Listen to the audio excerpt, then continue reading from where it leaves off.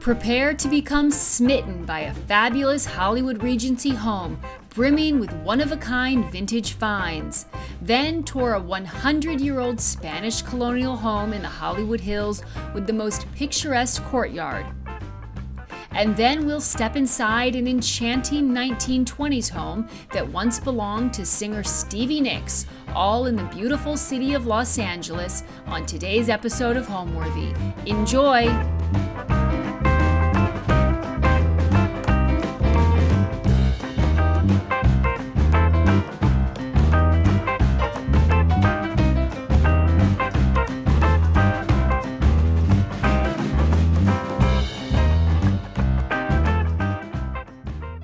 Hi, I'm Allison Kenworthy, the founder of Homeworthy, and we're now offering a membership plan that gives our supporters early and exclusive access to new videos.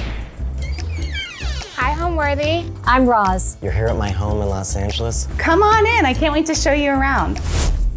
With this membership, we invite you to open more doors, discovering new homes, rooms, and personalities available only to those with the keys to our guest house. You'll be part of a community of people who are just as passionate as you are about interior design. To access all of this exclusive content, simply click the Join button below to become a member today.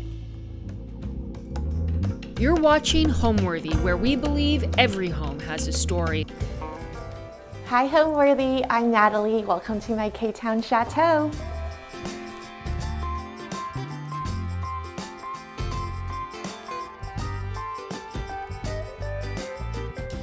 I'm Natalie Wong.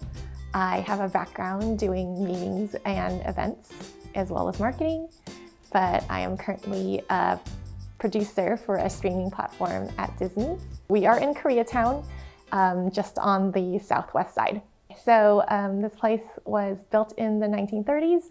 It's French Normandy style. You'll see a lot of other homes in this neighborhood similar in architecture. We're in the living room now. This is the showstopper. This is the space that made me fall in love with this place. And it's become this collection of things I've been collecting from estate sales, garage sales, thrift stores, antique stores. And I think finding these unique pieces is really what separates a house from a home and makes a home very unique and personalized. So come on through and I can point out some of my favorite things. This fan up here is actually an Amazon purchase. So that is just a nice statement piece I like to have in the center of the space. So this piece here, I found it on eBay. I'm starting to become a little bit more intentional with these little like trinket things I have. So I might have that be a catch and release where I found it and now I can like resell it. Not necessarily good bargains, but you know, I'm a treasure hunter and I'll like look anywhere for anything. Back before Facebook Marketplace and like OfferUp really exploded, I was also searching for things on Craigslist. I did a lot of Craigslist searching, and there was an artist who was like based on the East Coast, and he was like selling these prints on Craigslist. And his name is Josh Young. He's based in DC. I just thought it was kind of like a fun little interpretation of, you know, like the French Versailles aesthetic. And he just has like really fun art. And now he actually has collaborations with like CB2 and he's a big deal. So check him out, Josh Young. The ceramic leopard, I scored that off of a lady from OfferUp that used to belong to her mother. And this Moroccan poof came from my trip to Marrakesh for my 40th birthday a couple years ago. And the coffee table here is actually from the Rose Bowl flea market. So one of my earliest acquisitions when I was starting to decorate and furnish this place. So I like to collect little small objects when I travel. So this lighter, that's not working right now, but purely decorative. I got that from a little antique shop in Dallas. And then this little green piece I just love because it's like actually made from glass. And if you look down here, like the seller would have a little story back here on who made it. And so it's amethyst glass, and I just think it's like so beautiful. But yeah, that's what I do. I like to collect things when I travel, just as like a souvenir of my adventures. This bar cart back here is from David Arquette's estate.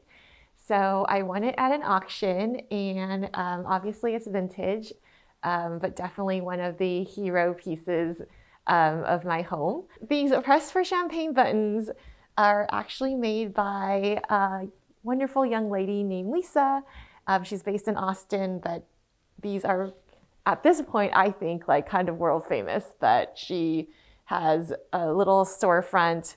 You just purchase them online and they sell out within a flash every time she launches a new set. So press for champagne. Oh, so Roger Moore, I mean, he's just so classic. And, you know, being just like 10 minutes away from Hollywood, I just wanted to have a reflection of that like old-timey Hollywood glamour vibe. And I think Roger Moore in this like James Bond shaken, not stirred portrait just kind of like captures the essence of what I'm trying to create. Something that's like very glamorous, very Hollywood, very old school. So about 6.5 years ago, I was in the market to buy an apartment, and I was focusing mostly on the west side of Los Angeles, but noticed that all of the apartments there were highly coveted and I was just getting outbid, and I decided to look outside of the west side and came to Koreatown. This place was actually listed and featured on Curbed, but for whatever reason, it was sitting on the market for a while. I think it was just overpriced and nobody was really here looking for properties. They advertised it as a 3-bedroom, which is pretty sizable, and you'll see in a second how large it is. But I just walked into this living room and I mean, it was not furnished. The walls over here were completely covered in mirrors. It looked like a gymnasium, but I fell in love with it because you see the French doors, the crown molding, the tall ceilings, and it was basically love at first sight. So totally top secret that all my plants in here are fake. Obviously, we don't have like the same type of sunlight as would be recommended for large plants like this in here at all times of day. So these are all plastic plants that I've been kind of collecting. So I think they're a nice feature. The light fixtures next to the plants, those were also purchased from various folks from Facebook Marketplace, as were these chairs. So as you can see, it's just kind of like a hodgepodge of things I've been collecting over the past 5 years. This credenza, I believe is a Drexel heritage piece, but my friend Rhett found it for me. I believe it was also on OfferUp, so secondhand to me. And I had to borrow a friend's car, and my mom was in town that day, so she came with me on this field trip, and we brought it home, and my dad was here, and he was not super happy about this, but I feel like at this point, my friends and family members are just like very gracious about indulging me with helping me schlep things home, letting me borrow their cars. So I'm very grateful for them. And I think this is just a perfect piece for this space. During the pandemic, I kind of became this accidental influencer, DIYer, content creator, and I couldn't afford an actual frame TV. So I went to the hardware store, bought molding, and framed the TV. And I've watched other content creators and bloggers do this, but basically it's just a long piece of molding that I cut into 4 pieces and nailed together. And I do have a tutorial on my blog, but this is not the actual Samsung frame TV. It's just a Samsung TV that has been framed. So the pillows were a happy accident. They actually came from like Anthropology, CB2, House, and when you're putting throw pillows together, it's kind of hard to like figure out how they can be cohesive. So what I did was find a through line. And what that is basically I picked jewel tones. So you see the purples on purples and the greens on greens. And you just,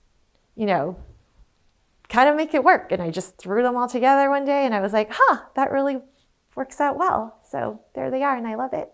This huge painting over here is actually from another estate sale, and I was one of the last people to walk into the sale, and it was 80% off. So I got it for something stupid like $100, and I didn't realize how much of a screaming deal that was until later when I realized that, framing it alone probably would have been like hundreds of dollars.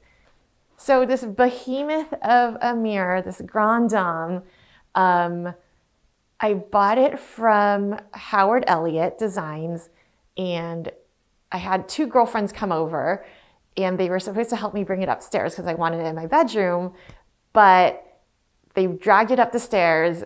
We opened the box and we got very unmotivated to move it up the stairs. So we leaned it against this corner, and that was another accidental decorating thing where it just kind of lives there now, and it's become a statement piece. Well, another statement piece in this living room.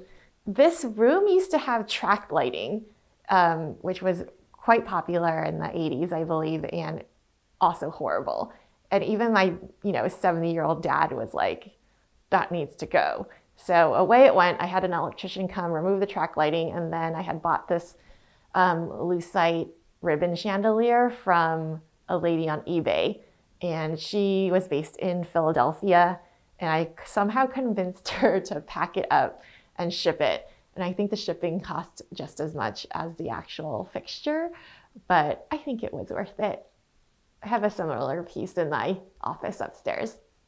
It's just so charming. I mean, the courtyard outside looks like something out of Disneyland, well manicured. I actually own the turret, so it's actually my storage space right now, so we won't let you in there, but it's a disaster. It's something that I'm hoping to work on to finish someday. But I mean, just all the rooms in this house are so lovely, and I just really enjoy my time here. So again, this place was built in the 30s. So it was kind of during the the Gilded Age of Hollywood. And when you walk outside a few blocks, you can actually see the Hollywood sign. So I wanted to honor that part of Los Angeles. And I kind of call this an updated Hollywood Regency style design. My inspiration was basically Jonathan Adler and then earlier works of Kelly Wearstler. So just off to the side of the dining room is my little kitchen. So I love this little service door here because we're fancy. So come on in. It's a little guy. Again, with the black and white theme, I actually am hoping to get this updated soon, at least the cabinets. I think the rest of it looks okay, but I do have aspirations for this space. There's actually nothing much in the fridge right now because I just came back from a long trip, but I mean, I always like to have at least wine in here with my ketchup. But yeah, I always like to have a bottle of champagne in there because you just never know. I love a yogurt in the mornings, so that's usually in there. My mom had made some noodles, so she made me bring them back. So that's in there. But yeah, typically it's just, I live a very simple bachelorette life where I just keep maybe some salmon in there and some salad mixings.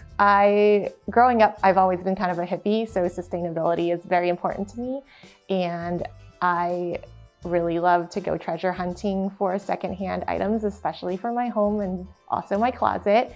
So a lot of things you see around here are from flea markets or thrift shops. I feel like there's just way too much space up here, and I wanted something above my bed.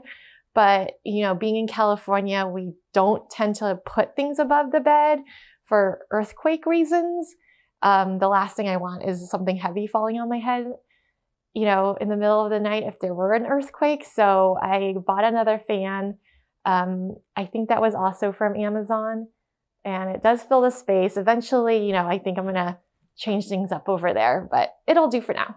So I was on my way to a wedding and had some items I wanted to pick up from like OfferUp or Craigslist. And this was one of them, being this amazing acrylic or lucite palm chandelier. I got it for a screaming deal of $5. The man who sold it to me had advertised it as a Tommy Bahama inspired chandelier, which I think is why people were kind of turned off by it.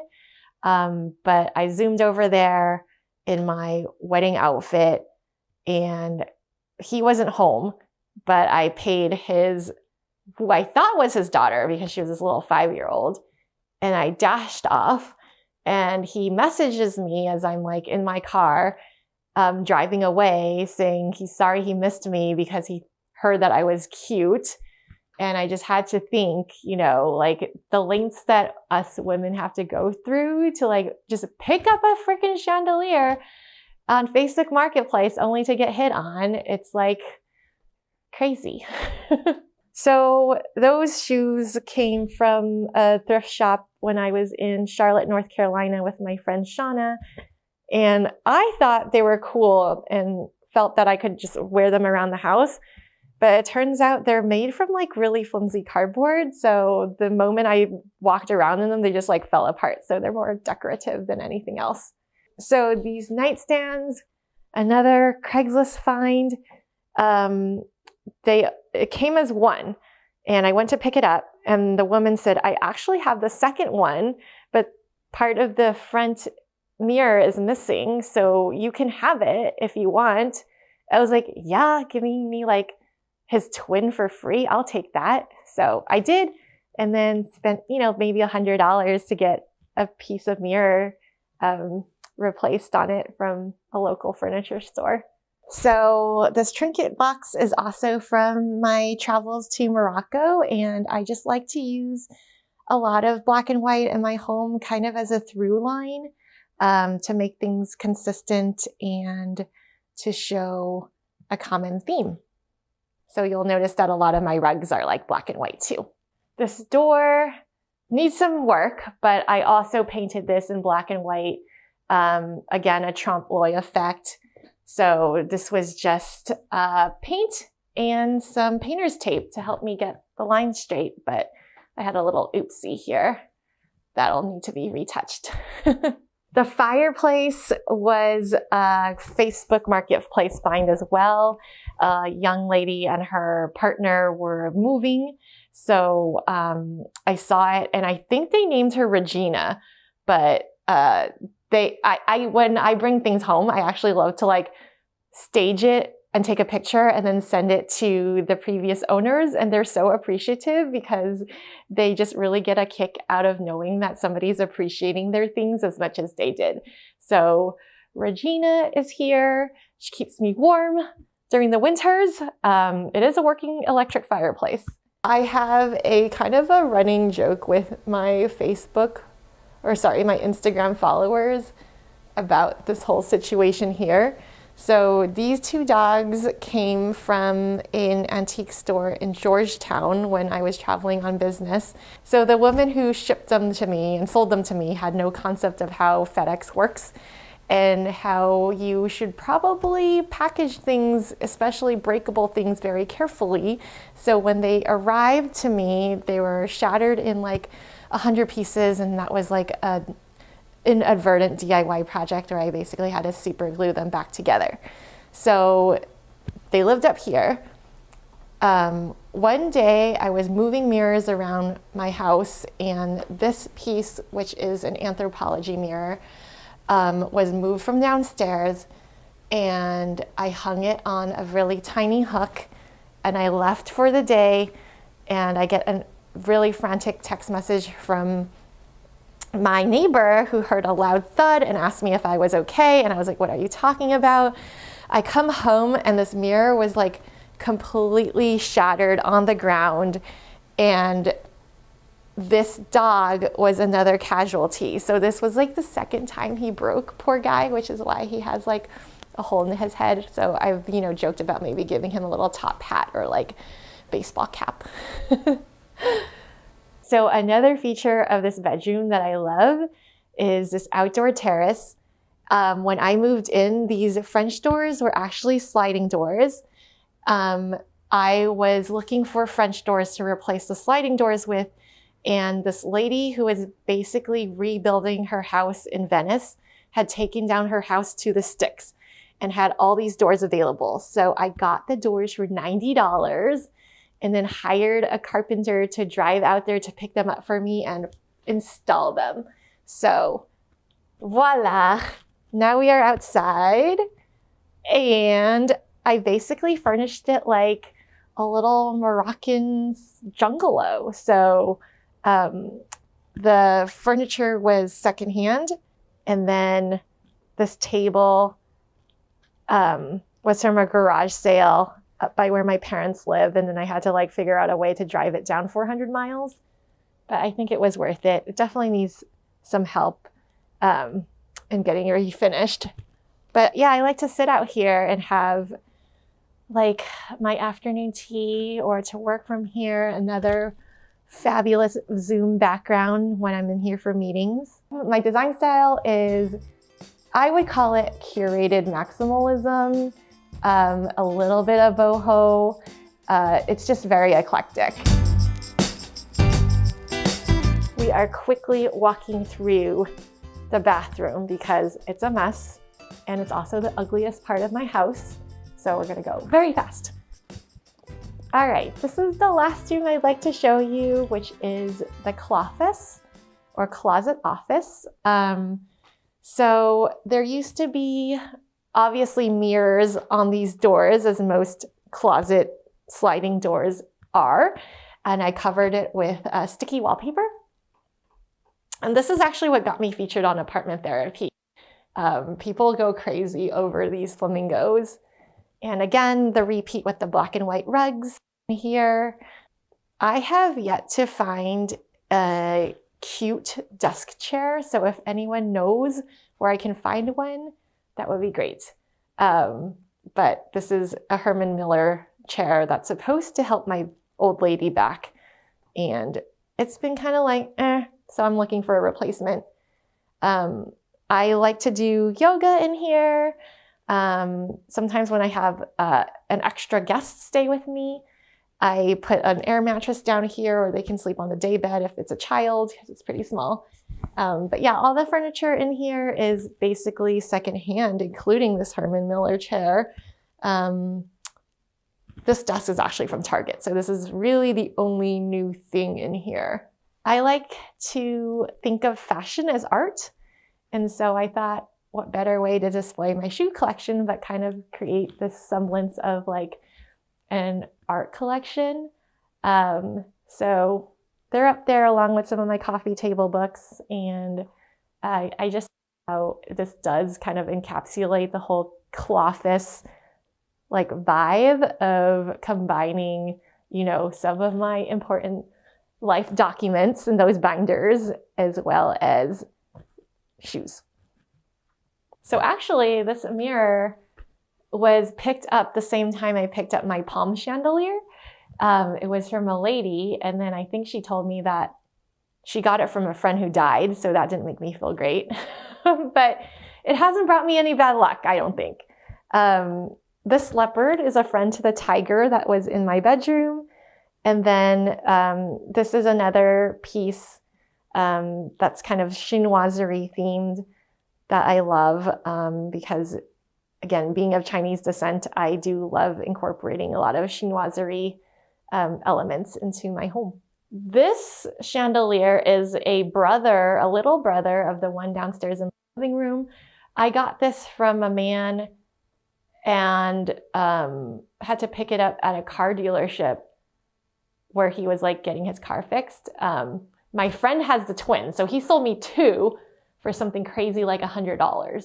And I gave the twin to my friend, and now it's in her house in Palm Springs. This piece was also purchased secondhand from some lady, who I think she had some bad juju with this piece because she was so happy to get rid of it. And these flowers are red and I didn't really like that. So I actually painted over it. I'm sure like people would not be happy with me kind of, you know, touching this original piece, but it just fits in with my decor a little bit better, having those be fuchsia versus red. The mirror over here was purchased on Facebook Marketplace as well. This is the turret room.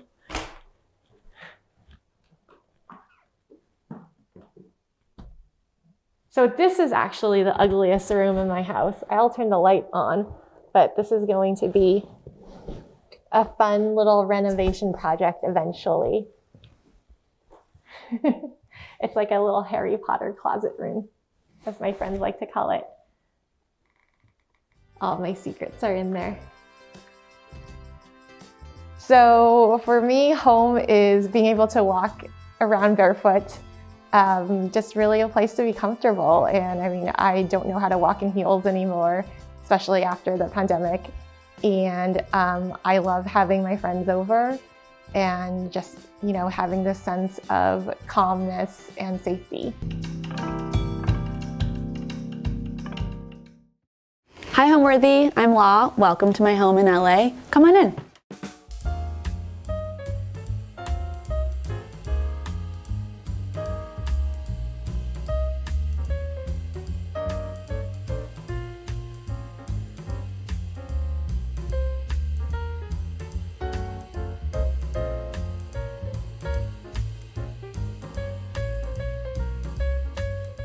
You're watching Homeworthy, where we believe every home has a story.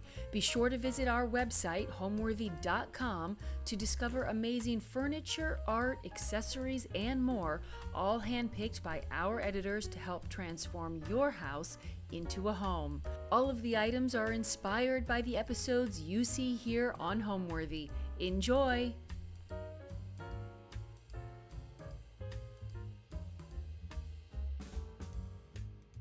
I'm Elizabeth Law, I go by Law, and this is my home in Los Angeles. This house was built in 1923. It was a part of the Hollywood land development, and it was alleged to be one of the first. I heard one of the first, actually the third house built in Hollywood land. I don't know if that's true, but it was certainly one of the first ones. I found some really awesome old photos where, you know, there was tons of space between each house. When the development was built, there were, I believe, 3 options of architectural styles, one of them being Spanish. So this is kind of quintessential Hollywood land. It's in Beechwood Canyon, right under the Hollywood sign. So when I saw this house for the first time, I walked through the gate into this courtyard, and I absolutely was struck by the entry, the architecture, the whole thing, and it really did feel, I mean, it was exactly what I was looking for in every way. The outside, inside thing for Los Angeles is just perfect. Having this much space in this neighborhood was, you know, unexpected. So it felt like home immediately.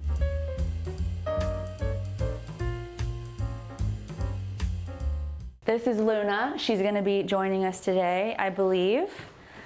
And welcome. This is the foyer. This is the first room that you enter in the house, and I have some of my favorite things here right upon entry. I've got these Spanish chairs that I got from a friend. This sculpture is actually by Angelica Houston, and she gave this to me. It's one of my favorites. She makes these little women, and I think they're just fabulous. This is also a family gift. A friend, painter John Alexander, his lily pads are my favorite. I always do this round mirror or a big mirror in the entry because it's a lot of impact and people tend to like that. So no, this space is sort of weirdly, this is actually used to sit in. So no, it wasn't a hard space. It is an odd space for sure because there's arches, you know, on every wall almost. So. But no, it's just a good catch-all, really. And next is the living room.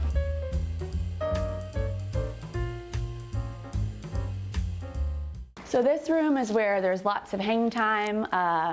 very cozy, tons of seating, and it's just a collection of old, new things that I've found along the way. I've got Brutalist, I've got Deco, I've got something from India.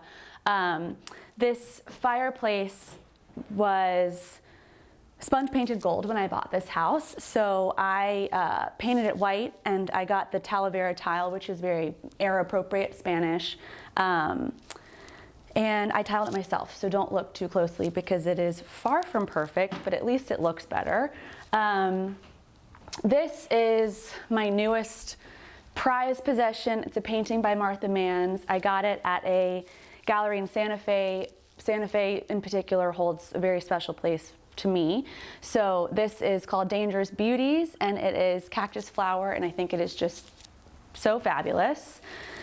This rug is actually the first thing that I bought like as an adult for my apartment when I was, 21 or so, like a big, grown-up purchase, which was really exciting.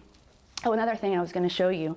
This, I've gotten a lot of art at estate sales because it's just a great place to find things that you wouldn't have expected. And this painting, I did not realize, was actually by Janet Gaynor, who was the first woman to win an Academy Award at the first ceremony. So I thought it was so cool because this is about the time when this house was built. So, whenever I can find little historical elements like that, I try to incorporate it.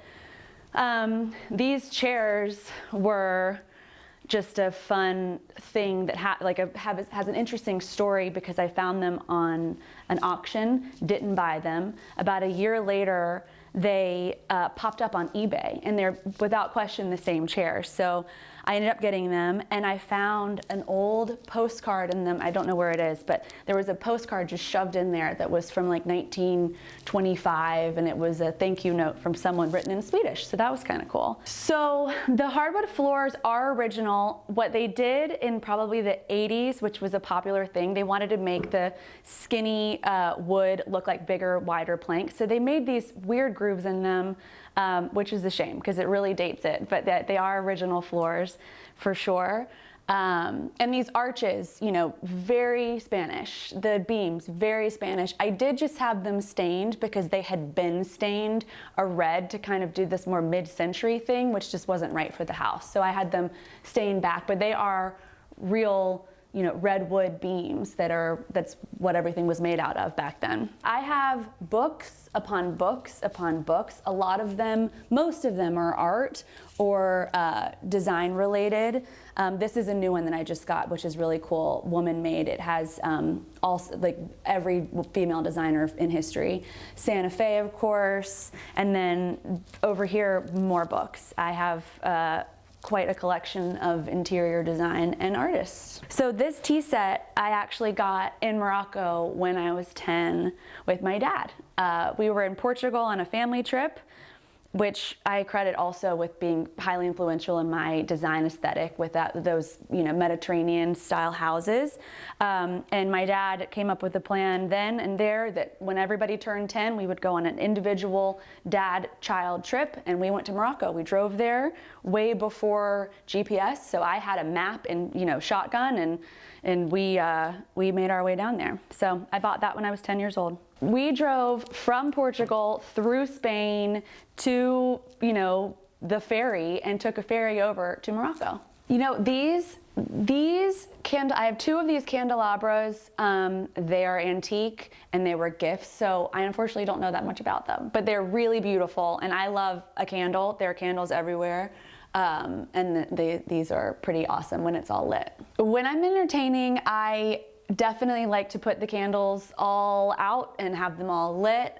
Very vibey in here, but I have also learned the hard way that sometimes too many candles can be a problem. So it depends on the kind of party I'm having. These old plaster homes are really well made for climate, honestly. So while we'll get a lot of sun coming through this side of the room in the afternoon, which is also very fun because my disco ball in about I don't know, an hour will be all over the space, which is very fun. But honestly, the heat is not so much of a problem in here because it's just so well insulated because of the way this house is built, which is amazing given that it is 100 years old.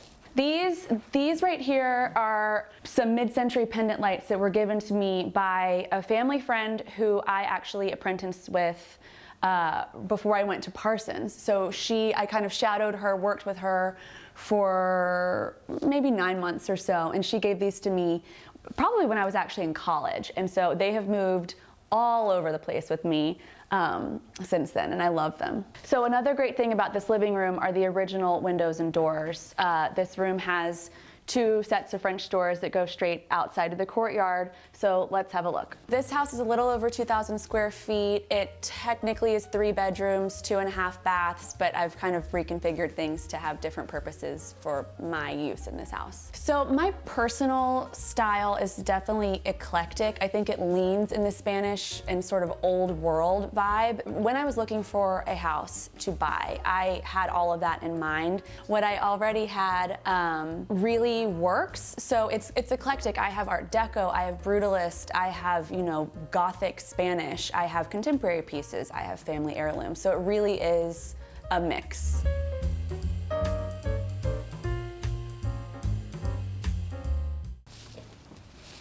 So this is my courtyard. It is a perfect place to have an alfresco meal. It's really peaceful up here in Beechwood Canyon, so it's often very, very quiet, which is amazing. I've done very little to the outside space because it's just, the original house is exactly as it should be. I've done some of the planting and of course the disco ball. I spent a good amount of time out here because the weather in LA just allows you to be outside. We're in January and it is perfect out. So we spend a lot of time out here, lots of meals out here, and I have a seating arrangement that's, with fire pit and all, so that it can also be used as sort of your outdoor living space. The awnings in the house are not original to the house. The previous owners would have put them in, but I kept them because they really work. It sort of gives a hotel vibe too, which is fun. I wish I had a green thumb. I sure try. My parents are really good at it. I am not. At the moment, nothing's really flowering. I did put a lot of flowers in, but it's just not the season. I have gardenias, which we have at the farm back home in South Carolina, so that's really nice because the fragrance of them is so nostalgic for home. I planted an orange tree and a lot of succulents. It's just to kind of fill it in a little bit because this is all mostly hardscape. So the fun thing about the courtyard too is that the house is really situated around it. So this would be a bedroom, that's another bedroom, that's the dining room, and then of course the living room. So it's all very central around this space, which is really nice for indoor-outdoor living. So that is the lovely courtyard, and now I'll show you the rest of the house. Both of my parents are pretty creative people, and my mother was a designer before she had kids. So my childhood certainly influenced my design. I don't know that where I came from is so much an influence as how I was brought up. We traveled a lot. For instance, I have a tea set here in the living room that I got when I was 10 on a trip to Morocco. So I have a lot of influence that comes from all over.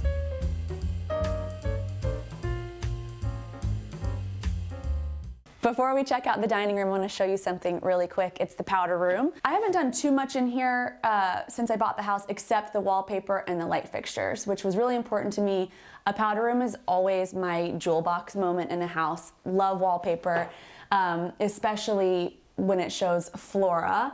So this, along with the light fixtures, really brought it back to sort of an old world feeling that I thought was missing in this space. And it's fun, like a fun departure from the rest of the house.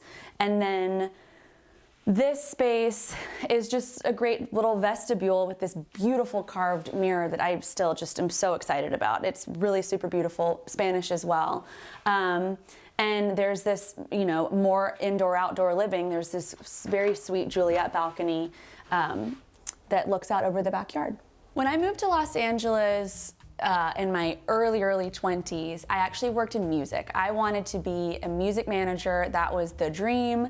And so I did work in music for a while, but I always found myself, redesigning my own place. Friends would call me to come over and do theirs. So it was really a hobby that was taking up a lot of my time, and I enjoyed it so much. So and the music thing just wasn't really what I had fantasized that it would be. So I went to the East Coast for a little bit before I went to school in New York, and I apprenticed under a good family friend who's an interior designer. I worked with her for under a year, but it was really, really informative and useful. And so then I went up to New York and went to Parsons and did their interior design program, which was amazing. And going back to school was such a different experience than just being an undergrad. So that was very, very valuable. And I kind of launched from there through word of mouth, friends of friends, and so on, and just kind of jumped.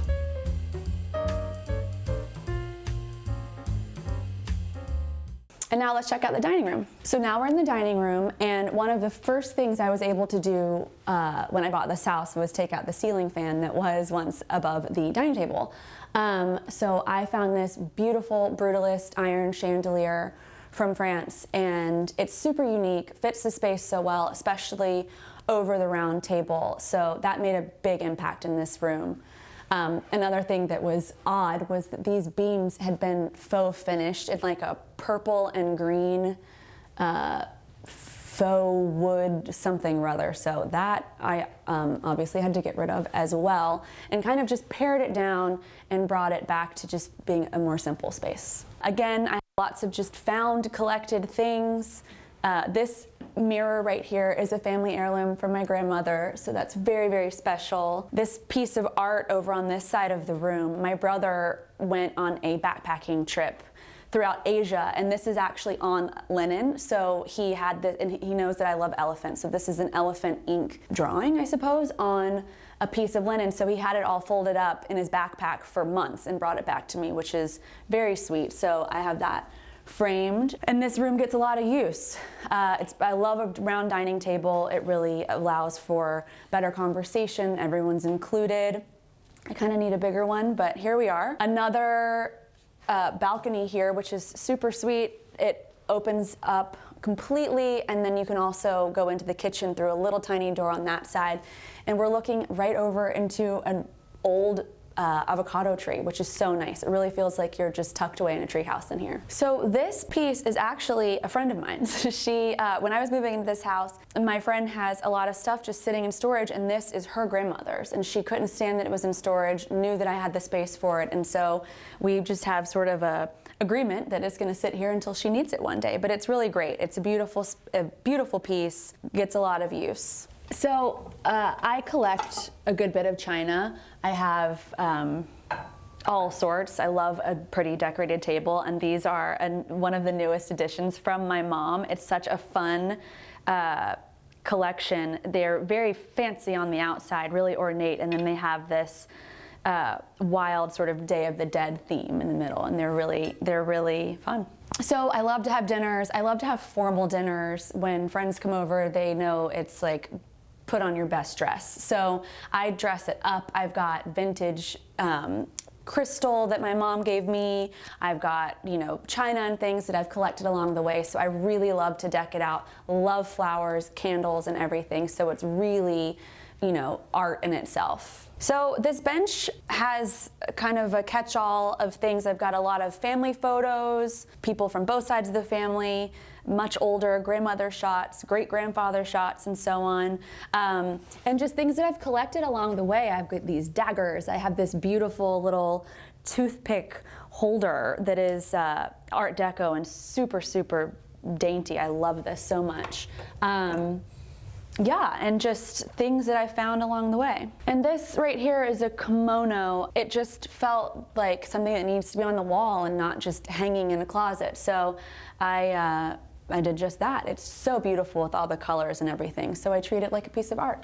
Before we move into the kitchen, I'll point out these gates here. They were actually in when I bought the house, but I think that they're perfect. So I kept them there, especially for the dog when you're in the kitchen and busy. It's a wonderful little break instead of having a solid door. I entertain a lot. I love to cook. I love to have this house just absolutely jammed with friends.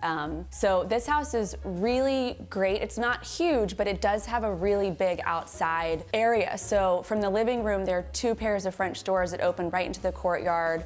And so there's just flow that's super easy. I have dinner parties often. I do a dinner series in the courtyard because I really, really love the energy that happens when you have a lot of people milling about, conversation, music, and all that.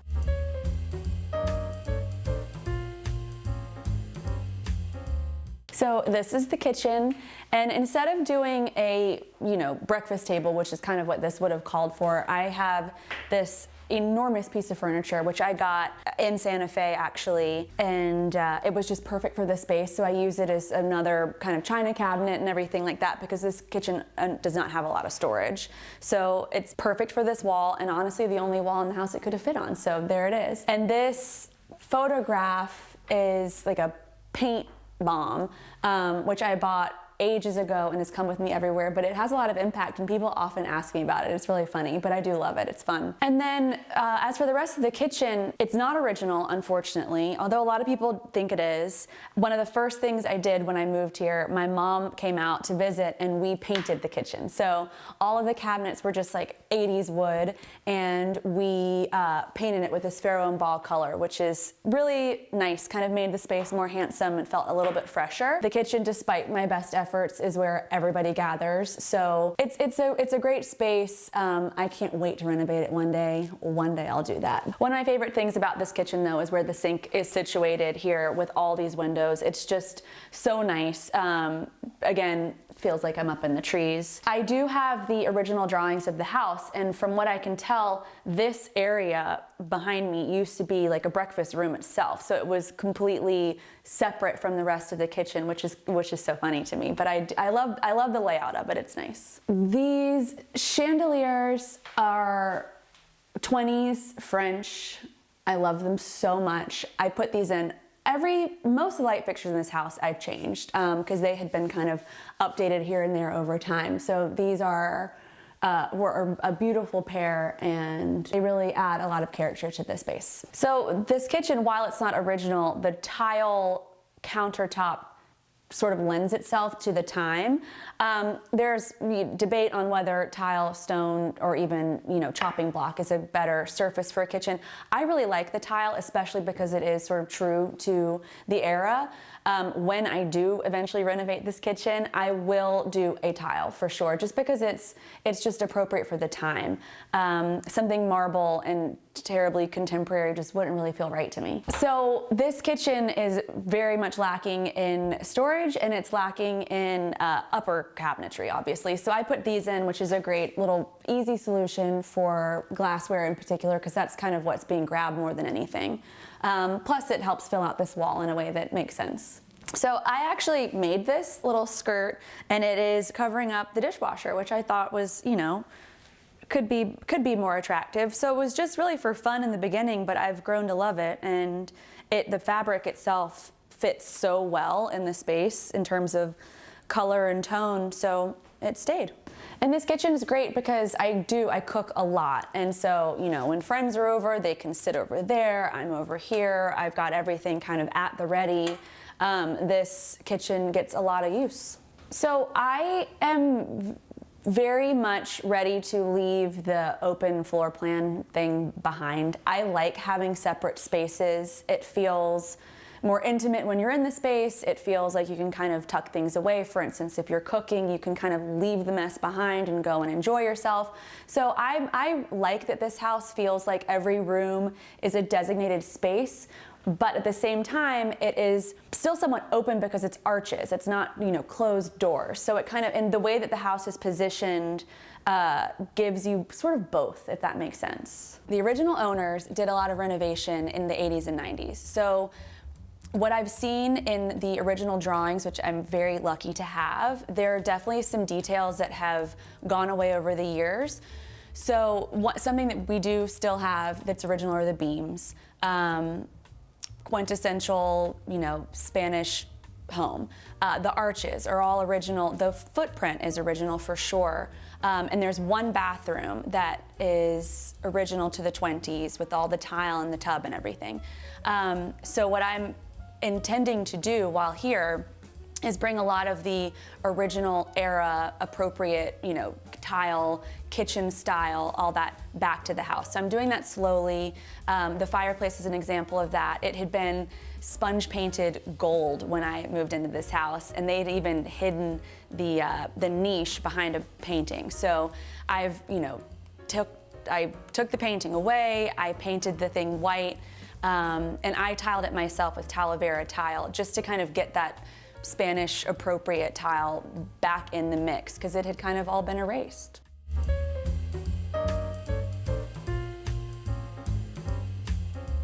So the bedrooms are conveniently right off of the kitchen. This whole area is, you know, bedrooms, bath, and so on.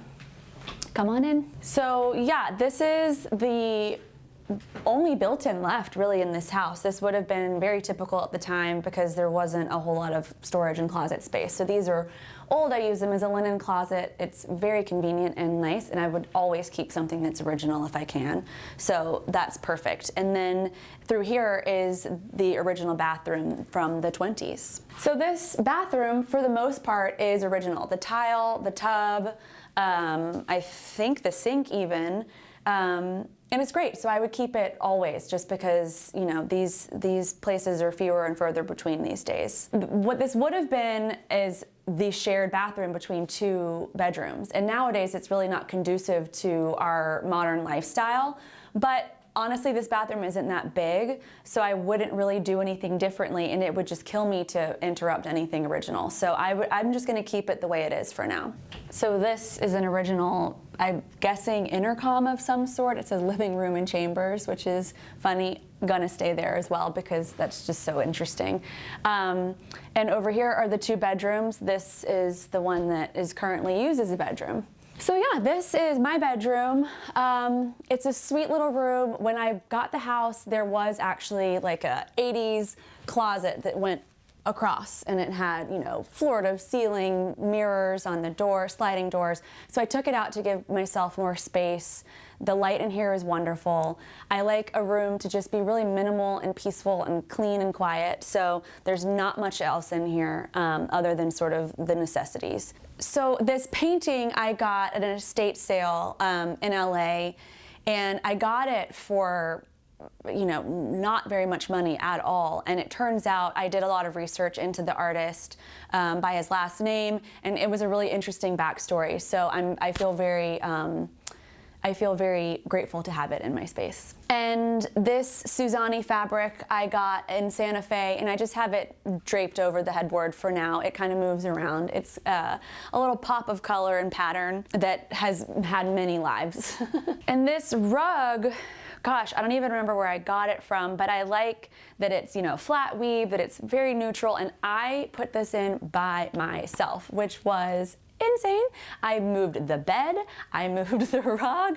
I cannot believe I did not injure myself, but man, when I put my mind to something, I will do it. And that was one of those things. But it's really, it works tonally. It just kind of gives a little excitement to the room. This home is really special because the area is very quiet, it's very peaceful. We're right up against Griffith Park, so there's a lot of nature. I feel like I'm just tucked away here.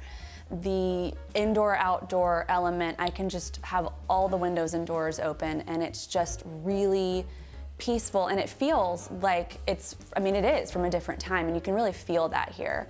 You know, walking into the courtyard, you could also be anywhere. You could be in Europe in a totally different time. So that's what I really love about it. It's the history and the flow, and it gets great light.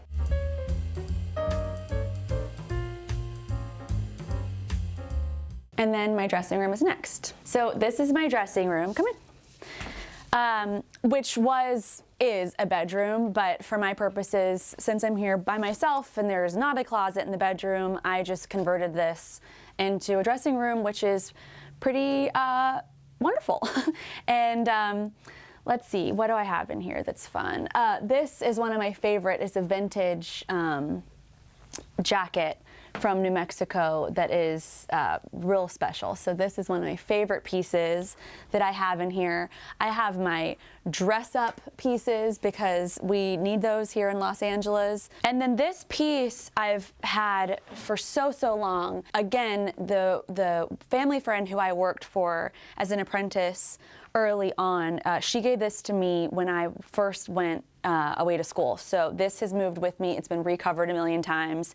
And I think it is just so elegant and I love it. And there's no better place for it to be than in a dressing room. I love decorating my own home because it's such a natural thing to do. However, the difference between me decorating my own home and decorating for a client is that it's never ending. It is a constant evolution. I'm always buying new things, fitting new stuff in. So it's not quite the same, and as a perfectionist, it will probably never be finished. But I do love it. I mean, I absolutely love collecting things on travels and just, along the way. The word home to me is a sanctuary. It's where you feel safe. It's where you have sort of the story of you. It's the things you've collected. It's the things that you enjoy. To me, a home is an expression of the person.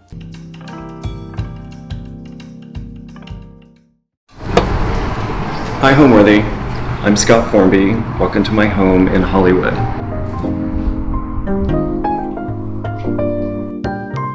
I'm an interior designer. I have a company called Scott Formby Design. I'm based in Los Angeles. My home is in the Hollywood Hills. It was built in 1924. It's a Spanish Colonial house. The story is that Rudolph Valentino built this house for his co-star, who was a silent film star named Vilma Benke. In the 70s, 80s, and 90s, the claim to fame of this particular house was it was the home of Stevie Nicks. And so she did a lot of her writing here, her recording studio was here, and yeah, this was her home base during that prime time of her career. Well, the house this house, like I said, was built in 1924. It's a very majestic house. It's built into the side of the hill. The views were incredible. It's 4 levels, and it's big that way, but it's not an overwhelmingly huge house. And there's just something romantic about the look of the house from the outside. I mean, the details and the red tile roof, the different patios. There's lots of little hidden secret patios throughout the house. And I think the romantic notion of this house, I'd always seen it from afar and was always curious. And finally, when I was able to get into the house, it was just like, wow, this could be an amazing place. When I bought the house, there was a lot of different design influences and literally different eras represented in the house. The recording studio was from the 70s and 80s. The bedrooms looked like the 90s. The living room looked like early 2000, very generic white and overstuffed couches. So there was a lot of work I had to do in the beginning to literally bring the house up to a place where I could then start designing and decorating it. A lot of the arches that were typical of the architecture in the 20s had been replaced, some of them removed, some of them were square. So I had to do a lot of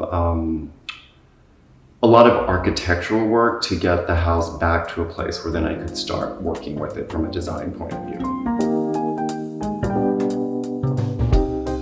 Well, this is the living room, and it's the first room you walk into when entering the house. And I think there's many things I love about this room, but the thing that's most striking is the mural.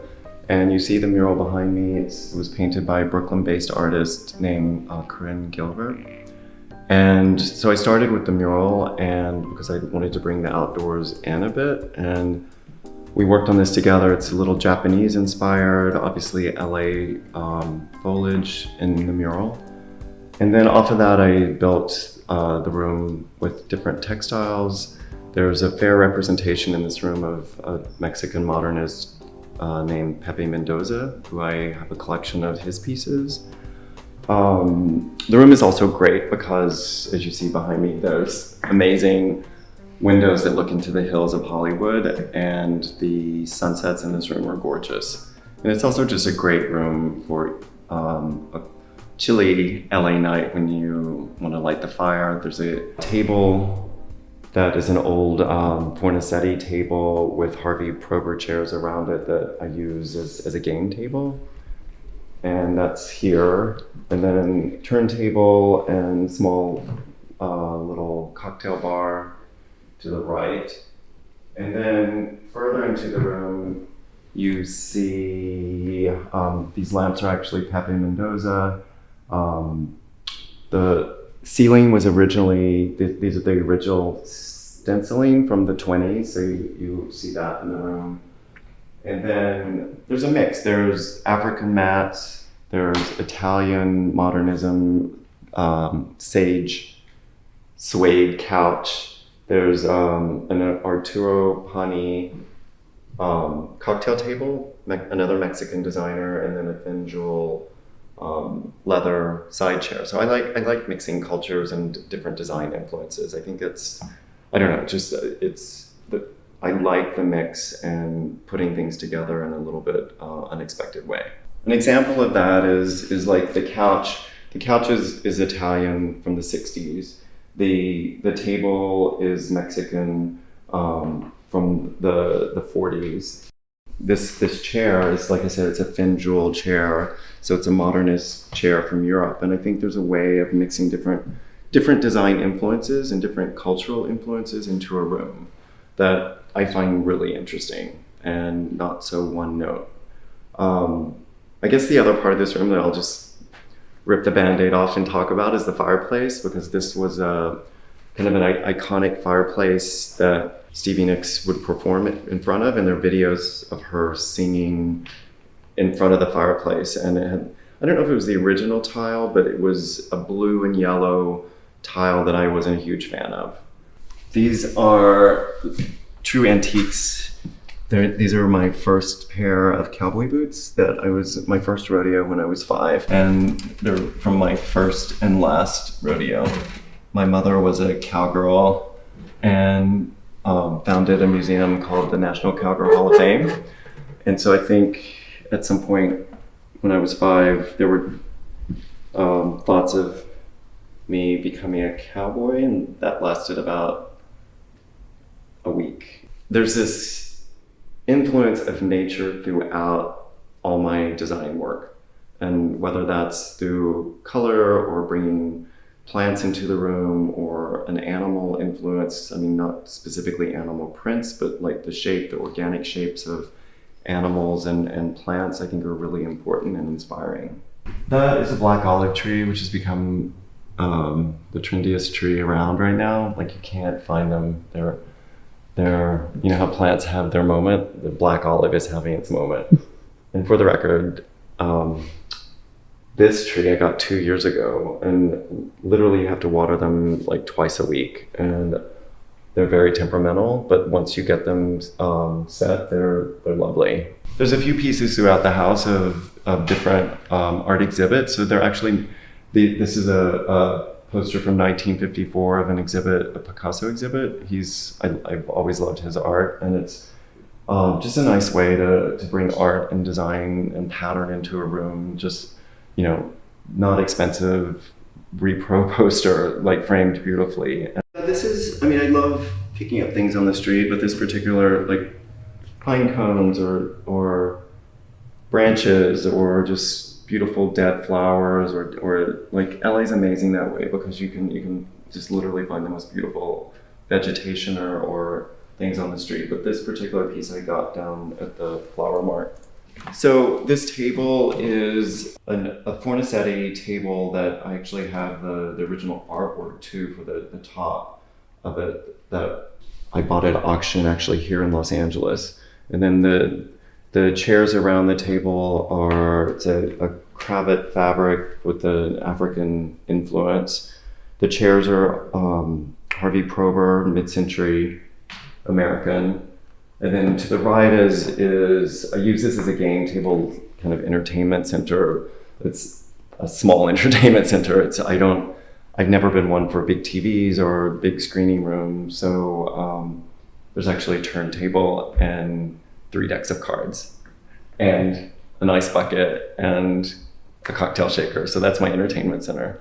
The ice bucket is Gucci ice bucket from the 70s, which is one of my most treasured pieces. So it's gold and silver, beautiful ice bucket. The bar is not set up. It's a little early in the morning so far, but this turns into like a full, nice little place to start the day, the night here with the fireplace going and the card table when friends come over. So this is the first level, and then we go upstairs, goes into the dining room and the kitchen, and then so I'll show you that. Yeah.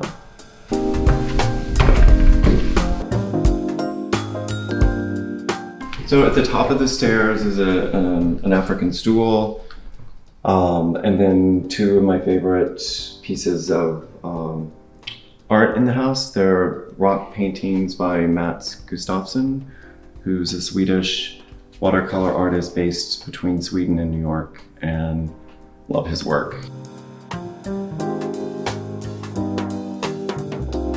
So what I love about this dining room is it's a square room, and I love round tables, but I couldn't really find the perfect round table. So I found this at auction. It's an old Baker glass top bamboo base. And then around the table are, again, a different set of Harvey Prober chairs, but I've used them here and downstairs because I just love the design so much. The fabric on the chairs is from Pierre Frey. The other things I love in this room are the photographs on the wall, which one is crooked. And they're an artist, a photographer based in New York. Her name is Mary Ellen Bartley, and she did a series of photographs of books from Little Edie from Grey Gardens. She went in and got permission to photograph her books, and so these two photographs are from that series.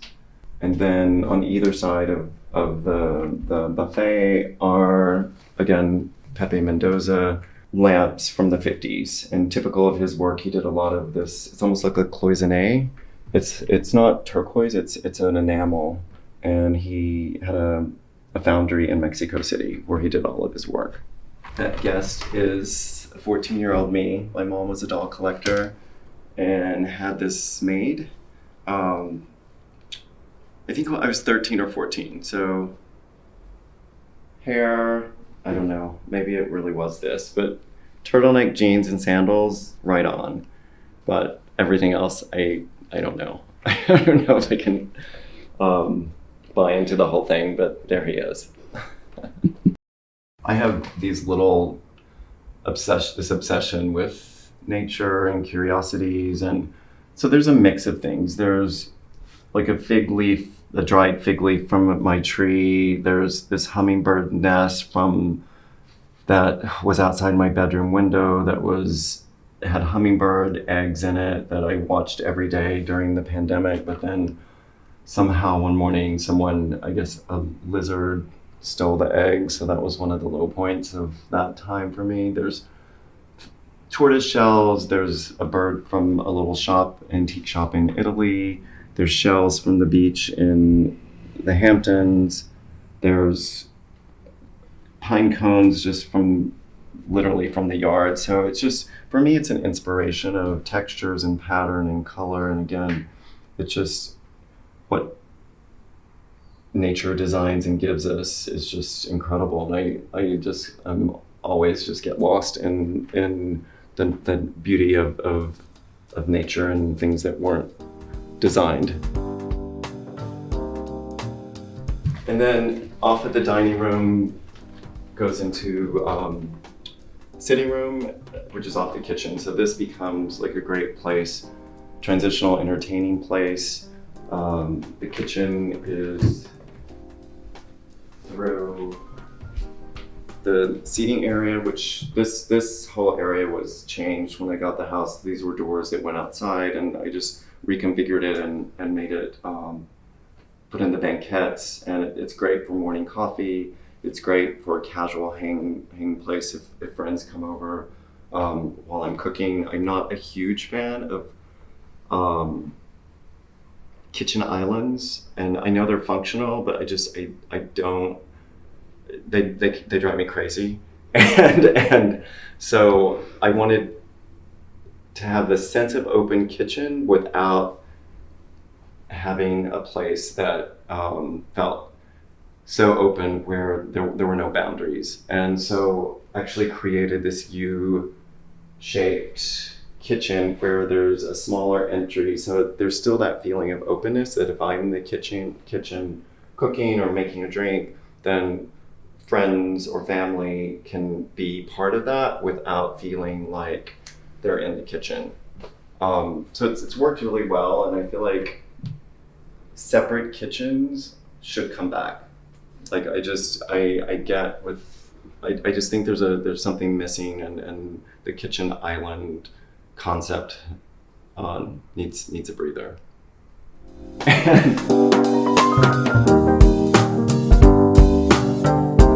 And then in this kitchen, the other rule that I broke is it's dark, and my friend who sold me this house, who's a real estate agent and has become a good friend, he kind of visibly cringed when I told him I was painting the kitchen charcoal, and then saw that it's not black, it's a charcoal with turquoise accents, but again, I think a kitchen should feel warm, and for me there's such a big outdoor space here that to make it it doesn't feel heavy, it still feels warm, and I love the mood between these three rooms. Now come into the kitchen, I'll show you a few things that I love about the kitchen. I've used Pepe Mendoza cabinet pulls. So there's 3 or 4 different styles that I've collected. So you'll see those, you'll see fish, you'll see the light switch here, which is a pineapple, the bars on the cabinets on either side of the refrigerator. I do like the darkness of the color, but it doesn't feel like a dark room because I've added the mirror behind the kitchen sink. And then you'll see the bar. I'm a big fan of glassware, and I've designed glasses and different barware for a couple of different companies. So that's a collection of time through time of glassware that I've designed. Some of them I see could be cleaned a little better, but let's ignore that for a minute. So my parents' wedding crystal, I've a service for 12, so it's not all here.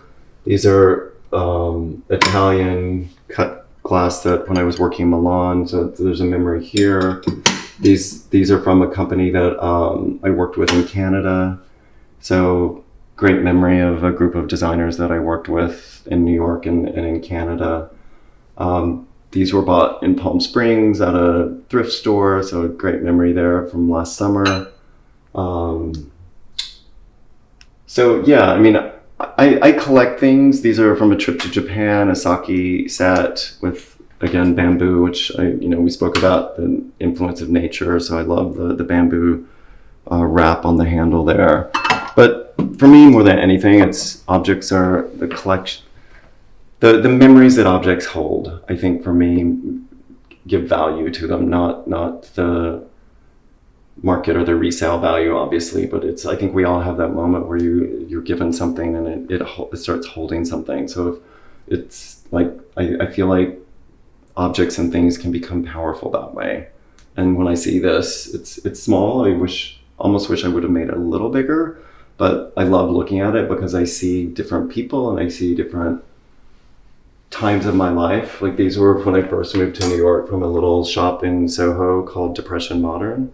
So it's, very deco inspired, but blue is not necessarily one of my favorite colors to drink out of, but I don't look at this as a drinking glass. I look at it as like 1980s Soho in New York. So there you go. I love abalone. So there's a collection of abalone barware there. There's a Dutch master's painting that I find I'm very inspired by flowers and nature, and I love this old school aesthetic that I feel like has been lost somehow. I feel like I also love modernism and modern art, but I love the richness of color, whether it's in paintings from the 1600s or paintings from 2022. I think color says and does so much. Lemons from my garden, and which I love picking and growing. I also grow figs. The tile I designed with amazing tile company that a lot of people know, Sachs, and I work with a couple of great people there. And so this, I brought in a little bit of the turquoise into the dark charcoal, and the turquoise picks up on the signature color of the Pepe Mendoza hardware. So I like that there's a nod to that without being totally matching. And the punch bowl now has a permanent place, I guess, here. It was bought for a Christmas party. It was inspired by, I was at a Thanksgiving dinner at a restaurant, and they had a big copper bowl with wine bottles stashed in it. And so I went online and bought this at an estate sale from Louisiana, and it was pitch black, and it was this color. So it took me a couple of days to polish it, but it was Christmas party, and now it's 6 months later and it's still here. This foyer goes into a different part of the house, a guest bedroom, and then into a powder room, which when I got the house, this was a laundry room. And so there was this house is really an amazing house to entertain in, but there was no bathroom on the entertaining level. So I reconfigured the laundry room downstairs and then just did a small powder room. And then off the powder room is this foyer, which is painted stripes, which I stole from the idea from one of my favorite shops in the world, Blackman Cruise. And they have this beautiful wall of painted stripes in khaki and charcoal. So I was inspired by them, let's say. And then if you look in the powder room, there's a Pierre Frey wallpaper, which again is nature inspired. It's palm trees. It's a little bit more Egyptian. There's pyramids in the back of it, but it's very exotic, and I love it. I love the palm trees and the design of the wallpaper. We're now on the second level of the house, and we'll go up to the third.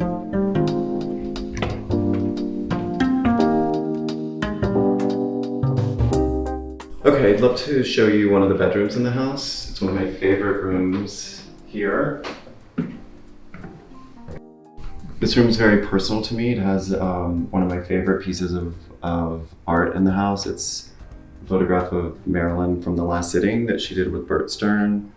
There is, I love the colors in here. There's like a very dead, soft pink with charcoal and black, and then this tomato red.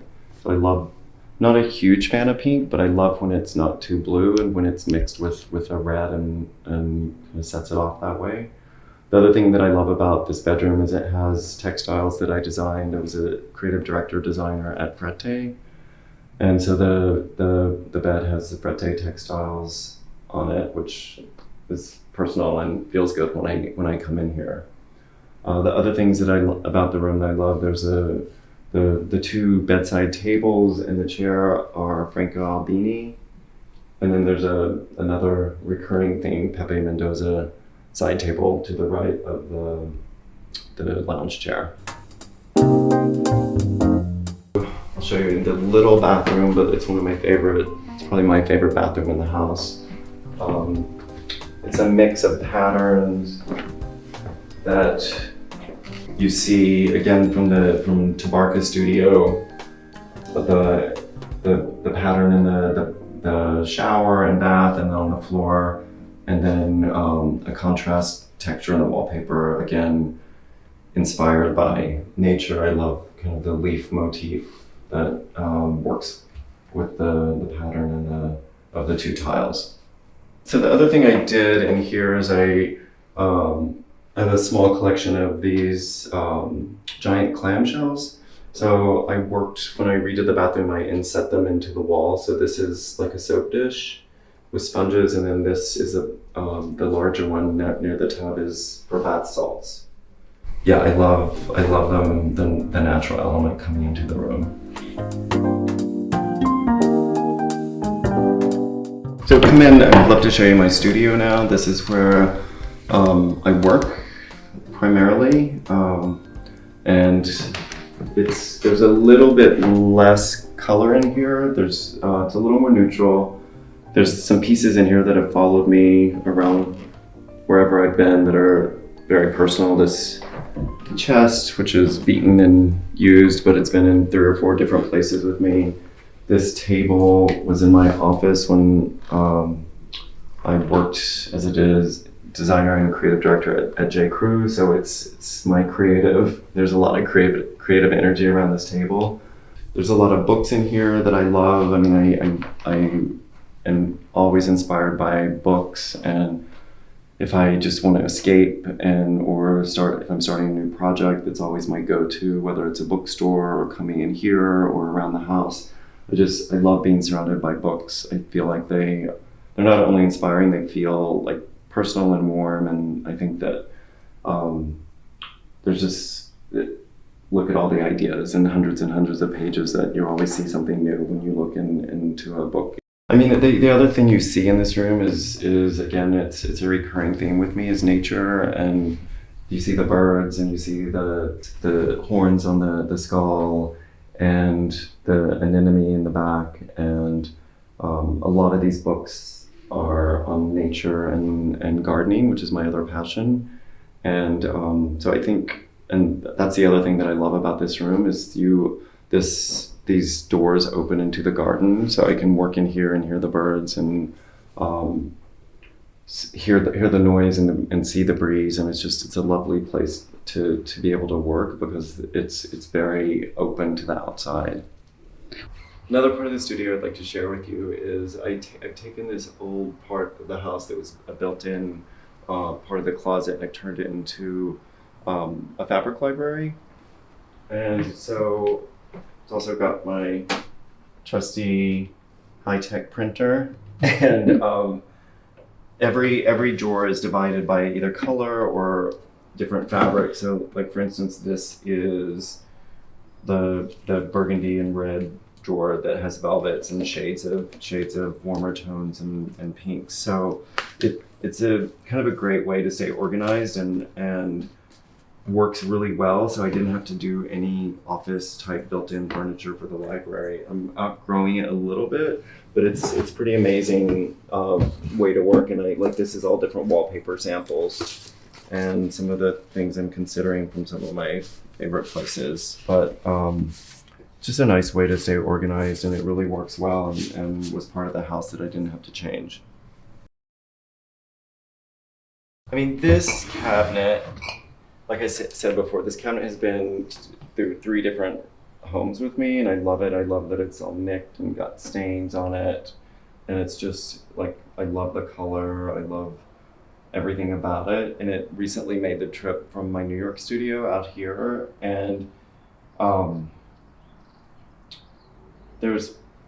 in New York, it served as my closet, or my part of my closet where I kept all my sweaters.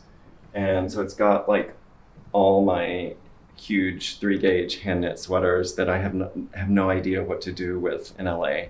So I've just left them here. So they're in my studio in this cabinet, taking up space. But at some point I've got to deal with what to do with wool hand knit sweaters in Los Angeles. What's nice about this room is when I'm here working with my assistants, it's a small room, but I love the way it's laid out, because there can be a moment here and there can be a moment here where I'm either sitting here and one person is sitting there, or the 3 of us can sit at the table, or someone can be sitting working there and I can be sitting here. And it's nice because we open the door and the breeze from outside comes in, and someone can come in from the pool if they're working out there. So the room is small, but I'm really happy with the way it's turned out, because it feels creative. It feels like there's a moment of serious work and there's a moment of casual work. That piece is by a New York artist called, his name is Ricky Alvendi, and I bought it at a fundraiser they called Art Walk, and actually was at his studio, and it came up for auction. And it's the the working piece before he did the final piece. So it's actually a collage of letters. Obviously, it says breathe, which I have to remind myself daily to do. So it's kind of the perfect piece. Again, it's been in 4 different places with me, and that will probably be wherever I spend a lot of time. I need that piece because it's something I forget to do, and so it's a reminder. That's a really good lesson that I feel like I just need to tell myself every so often. It's an amazing space to be able to work in because it's the proximity is like literally can open a door and walk out to the garden and the outdoor area. So let's go there and I'll show you that.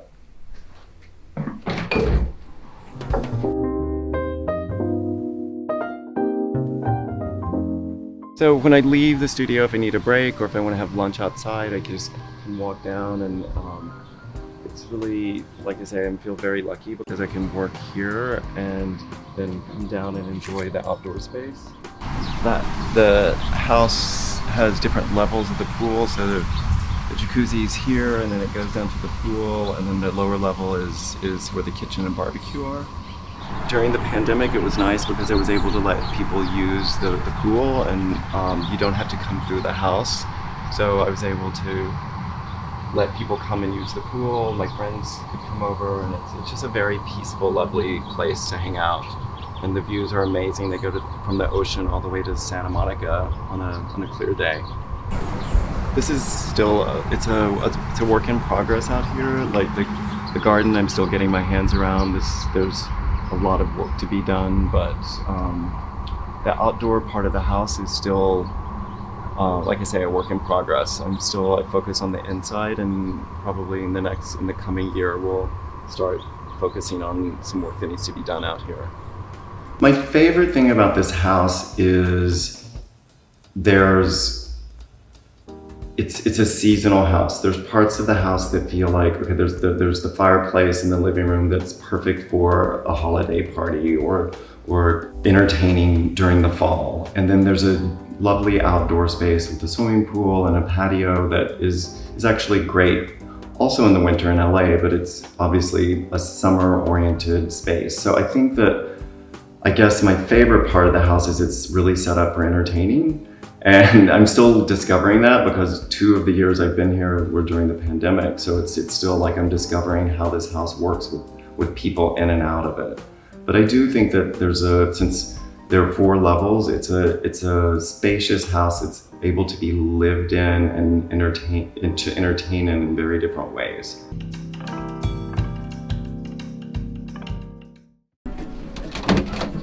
Hi, Homeworthy. I'm Kevin. Come on in.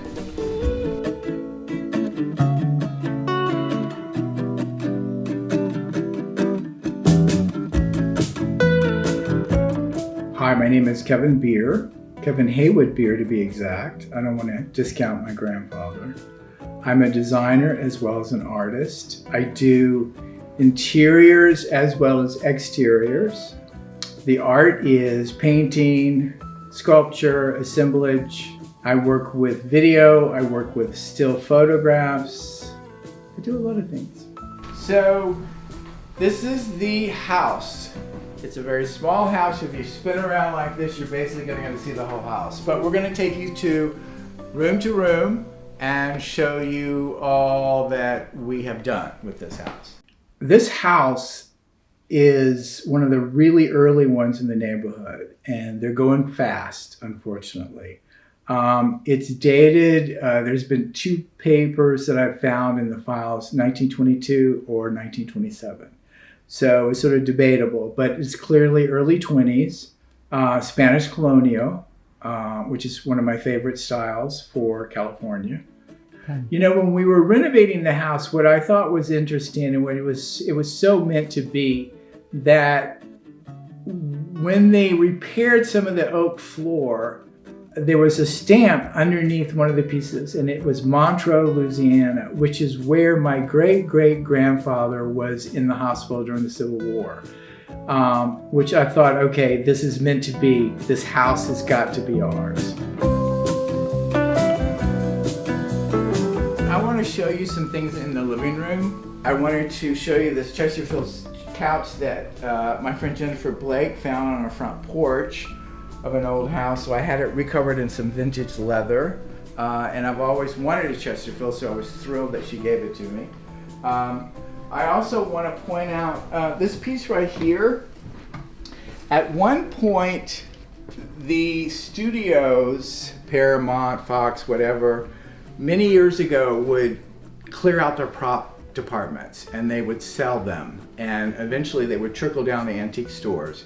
And if you were lucky, you could come across something that might be in a movie of some sort. So I'm pretty sure this is probably from the 50s to make it look like it's Roman, but I'm pretty sure it's a prop. But I couldn't tell you where and what movie. So these Palladium windows, again, are classic Spanish Colonial, and they open, let's see how this one opens. This one opens this way. This is permanent. This one opens out as well, which is great. The piece above the door is a very good friend of mine, David Lackey, who's an antique dealer on the Antiques Roadshow, but he's also an amazing artist. And I love that piece. Greg said, what do you want for your birthday? I'm like, I want a dwarf philodendron. Here is a picture of a dwarf philodendron. So what do I get? A non-dwarf philodendron, which is taken over the living room, which I love. So there you go. Here's one of my dome pieces, and here's one of my photographs. And of course the blue Murano lamp, which I love dearly. I got to purchase it before Murano lamps became so expensive, because now I wouldn't be buying Murano lamps. So I want to talk to you, I want to tell you guys about the chandelier. It's basically it was originally a 1940s clear glass chandelier, which is really, really common. So what I've done over the years is I just keep adding things to it, like the amber crystals and the blue crystals, and then of course the pieces of coral, which is really spray painted orange paint. Let me talk to you about the fireplace. When we bought the house, it was covered in these marble squares that were like Home Depot squares, and it was just really, really bad. And I knew underneath was probably some really great tile. So down below is the bash welder. This is Claycraft, which is a totally different tile, and it's in really bad shape because, again, I pulled all this marble off and I knew it was going to damage it, but I didn't care at this point because I really wanted to get to it. So of course right now it's got smoke soot all over it. I guess I could have cleaned that off for you, but I didn't. So there you go. Because I'm from the South, everybody had hurricane glass because of course the winds. My really good old friend Amy bought these for me at the flea market, and it's very, very rare to find turquoise hurricane lamps, so I was thrilled to get these. Hadrian, Disco Hadrian, he came from an estate sale. An old lady designer that years ago in West Hollywood died, and he's fantastic. I love him. The bar is a piece from my grandparents. I believe it's probably from my grandmother's house or childhood from Louisiana, but it was my dresser when I was a kid in my bedroom. And then this guy is a portrait that I bought on the way to Palm Springs, an antique store. And when we were renovating this house, a ladder fell on it and it really cut it here, and it put a couple of dents and holes, so I covered it with the butterflies and the bugs. This guy here, if you can see him, he is part of a collection which I'll show you more of. I call them, they're my actors or actresses, and it was part of a piece that I did for a gallery years ago, and it was a long parade of creatures, and that's one of them. And then she is one of them here that's in the glass dome. So the shell balance that I have over the doors, there's another one on the other side of the room, which is over the window. It's a shell piece. Years ago, I used to do shell work. And I did these two, or this one and then the other one's on the other side of the room, and then tables and cabinets and whatever, shelving, whatever I could do. So this piece here, this is my dad's piece, and it was his pride and joy. And he is like, this is pre-Columbian, this is pre-Columbian. I never really had the heart to tell him that it was a reproduction, but so there you go. I love it anyway. I think every place I've ever lived in has always been a collection of things. I will say this, I'm no spring chicken. So as you get older, your collections become more elaborate and you know, there's just more to them. And also people die in the family, you start inheriting things, and then suddenly you've got this tiny little house full of all this stuff and you're like, oh my God, what have I done? Coming from the living room, you go into theoretically what was supposed to be the dining room.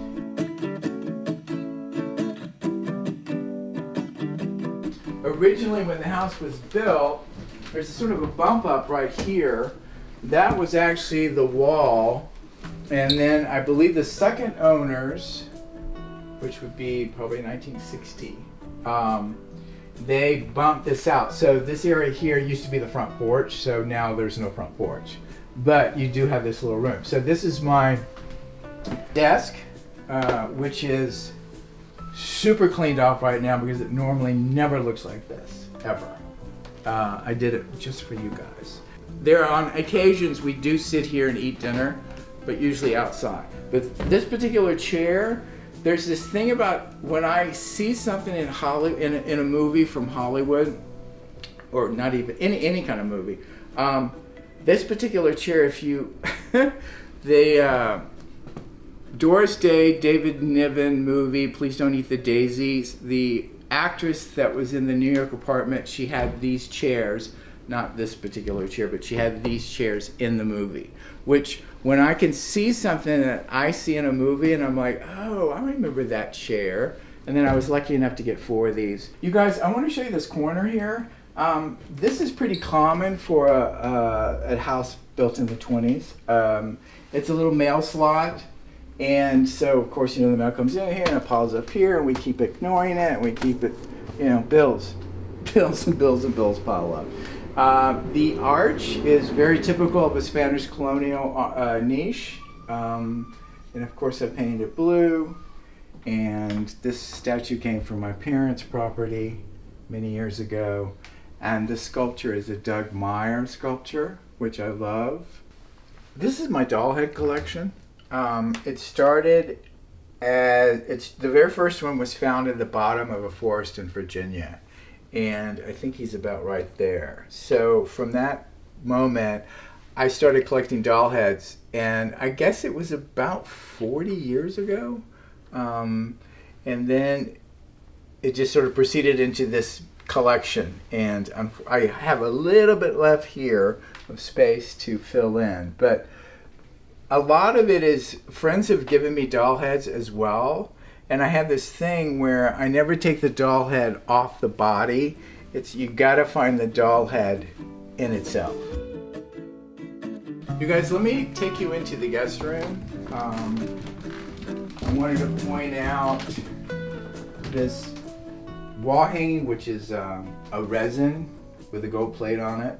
And I'm pretty sure it came from some movie like Cleopatra or Ben-Hur or one of those, which again, I think it's possibly something from a prop house a long time ago, which I was lucky enough to find at an antique store over in Pasadena. This ukulele is, it was Greg's great uncle, or not great uncle, but Greg's one and only uncle, who died on a ship in Hawaii, giving Hawaiian tours. And he played the ukulele, so this is his ukulele, which is very sentimental to Greg. You guys, let me show you the kitchen.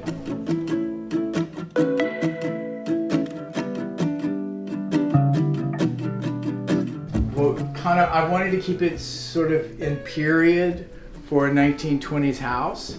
We did the black and white floor. black and white tile. My partner Greg has an obsession over appliances. He and his family, they're like fine art to them, and which is very endearing, I think, but he has started purchasing these turquoise blue, and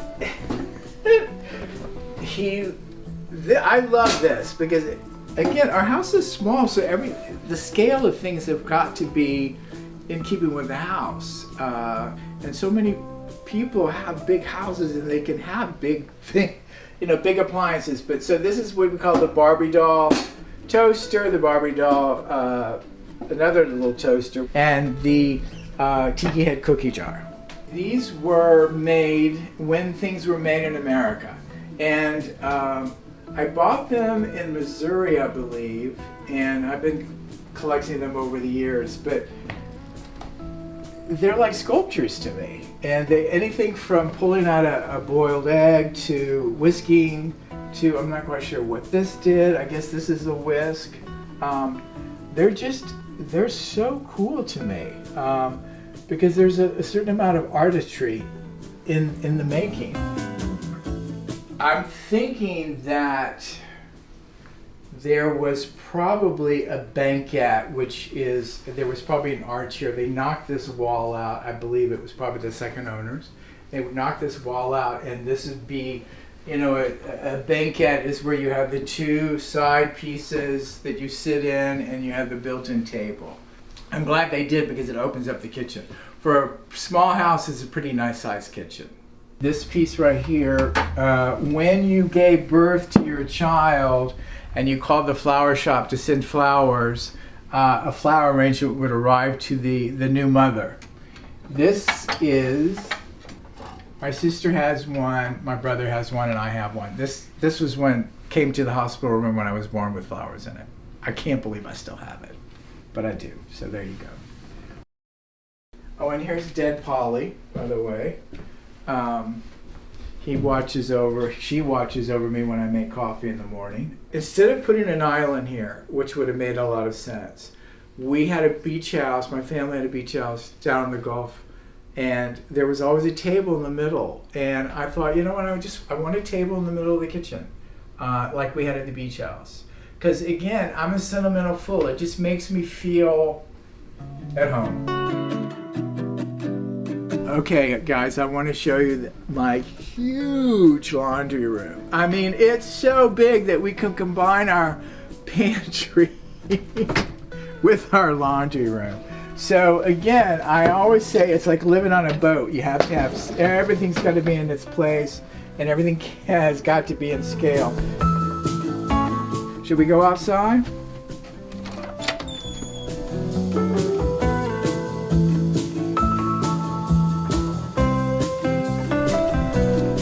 Over here, I was over in Silver Lake, which is in East LA, and there was a, what would you call it?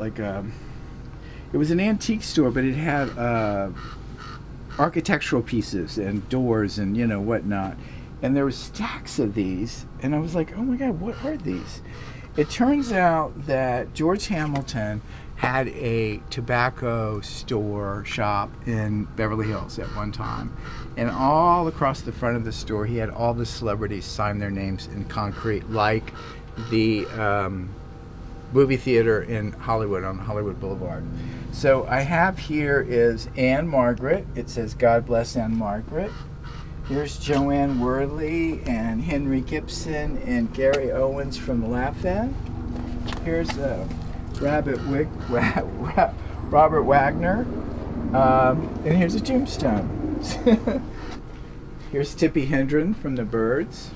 So the plan was, when I bought these 18 years ago, we were going to take the concrete up in the patio, and we were going to put these down into the concrete, and then sign our names and things like that.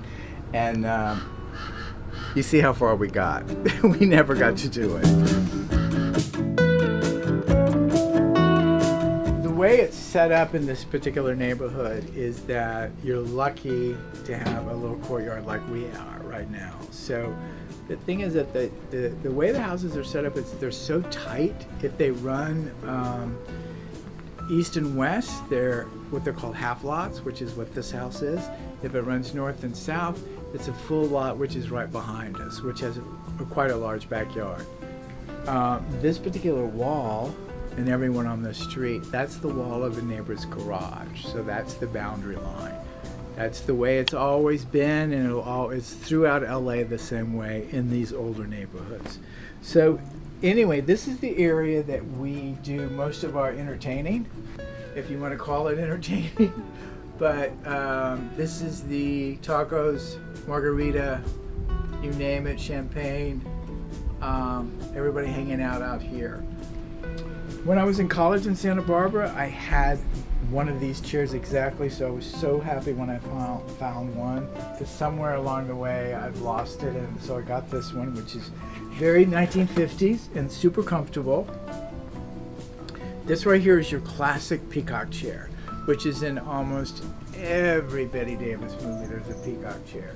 And I will say this, even my ugly mug looks great in a chair like this. You cannot look bad in this chair. Also, I want to say that I'm a long line of gardeners, going back to sharecroppers 200 years ago. It's in my DNA. My parents were amazing gardeners. My brothers, my sister, everybody. So all this, it's important to me. The banana trees. Actually, I made the mistake of not finding out if they're the fruiting kind, because you can get the kind that don't fruit. They fruit and they lean, and the fruit is huge, and then it leaks out all this liquid that gets all over the furniture, but I love them anyway, so I just sort of put up with it. These are unfortunately not blooming right now, but these are my pride and joy. These are epiphyliums, and the flowers are this big. And if you ever follow me on Instagram, you will see that I'm incredibly proud of these, because they're constantly in there. They're fuchsia pink, they're bright yellow, they're white, they're pale pink, and they are sort of weird looking and not so good looking until they bloom, and you're like, whoa, they're just amazing. What's really wonderful about having the courtyard is that's really where we do most of our entertaining. We normally don't, I mean, maybe a Thanksgiving dinner, maybe in the dining room, but mostly it's always buffet and everybody sits outside. So most of our entertaining is done in the summer months, in the fall, and the winter, because we live in LA. Should I take you guys into the studio?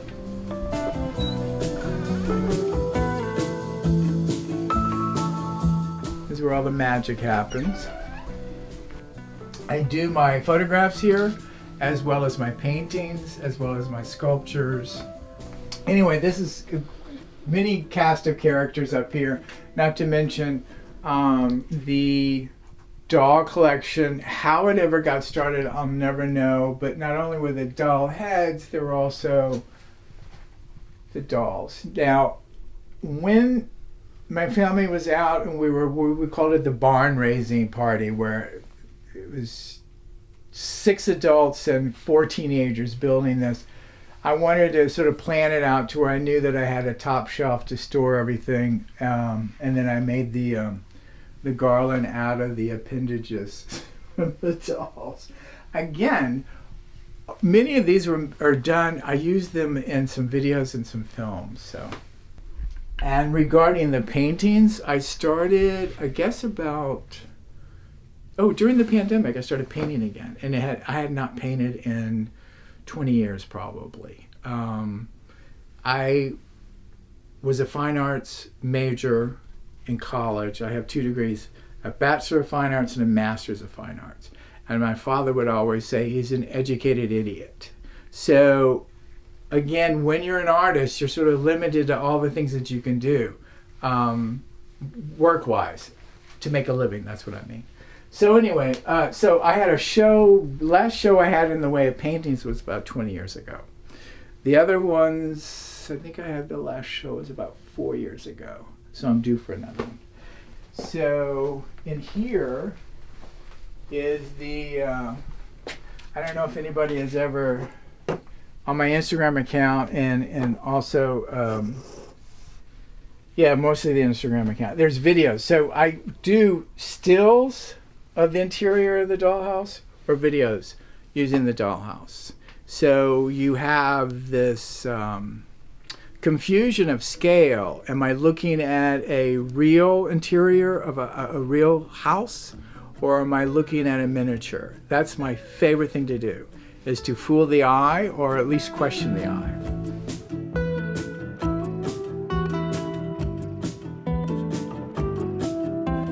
And then my favorite new pink sink I just got, which I have yet to install.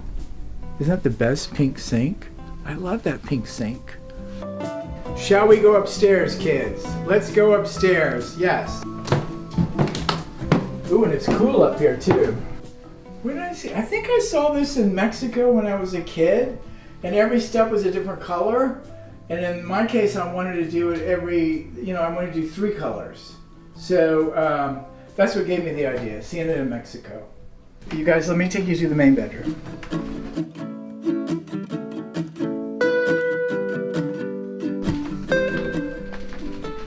What's unusual and special for me is that it's a room that I've never had all 4 walls or windows. There is this window here, these 3 windows that face out towards the Hollywood Hills. There's a window over here that faces into my neighbor's roof, and then there's a window over here that faces into the other down the street, and then there's of course the windows behind you, which are the French doors. So it's amazing to me to have a room that has windows all the way around.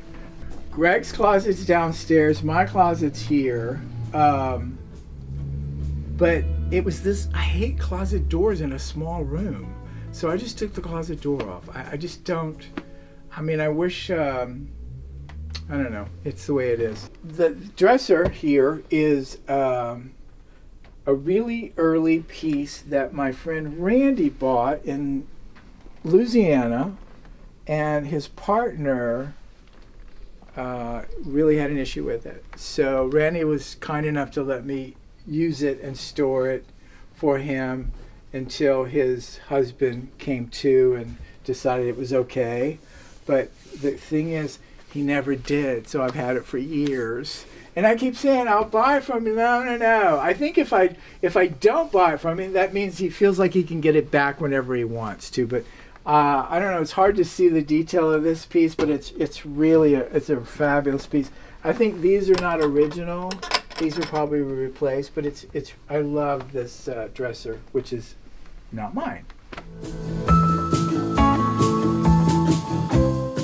So here is our tiny little bathroom up here, and Victorian bamboo shelf, another piece by me, a medical skull, Greg when he was super young, me in elementary school, more collections. When you have such a tight little weird angle bathroom, it's all about the scale of things. And there's a scar on the floor. This was actually originally, there was a shower here. And the second owners actually took it out for whatever reason. I don't know why. They had a vanity here. We took the vanity out and we were going to put a shower in here. And that was 17 years ago. And we have yet to do it. So we do fine with 1 shower downstairs.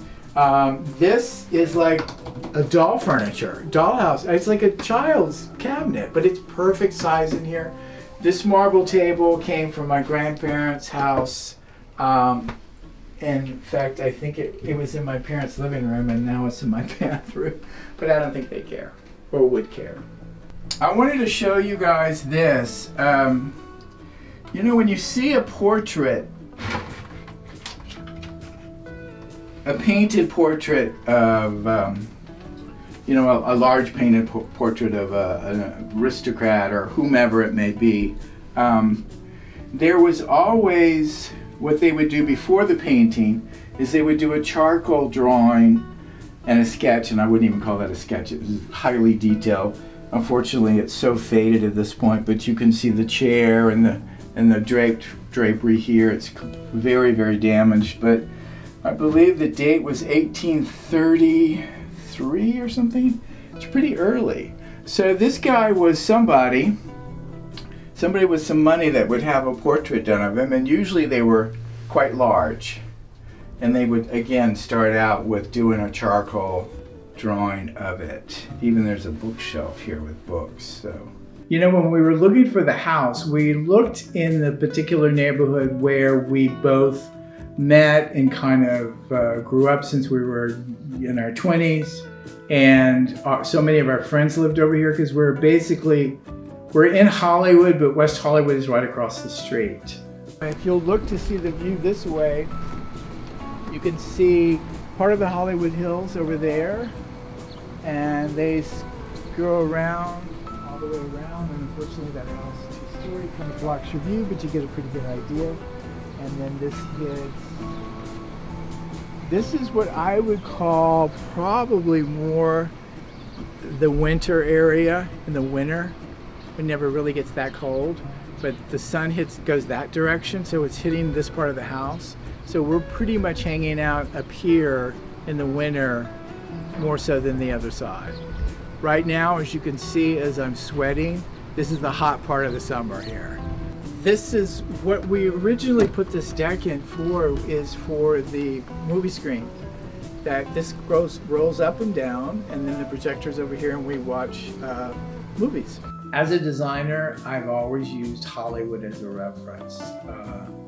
From that 10 o'clock movie that we all watched when we were kids to TMC movies, which I love. So my eyes would be peeled to the sets and what they did and how they did it.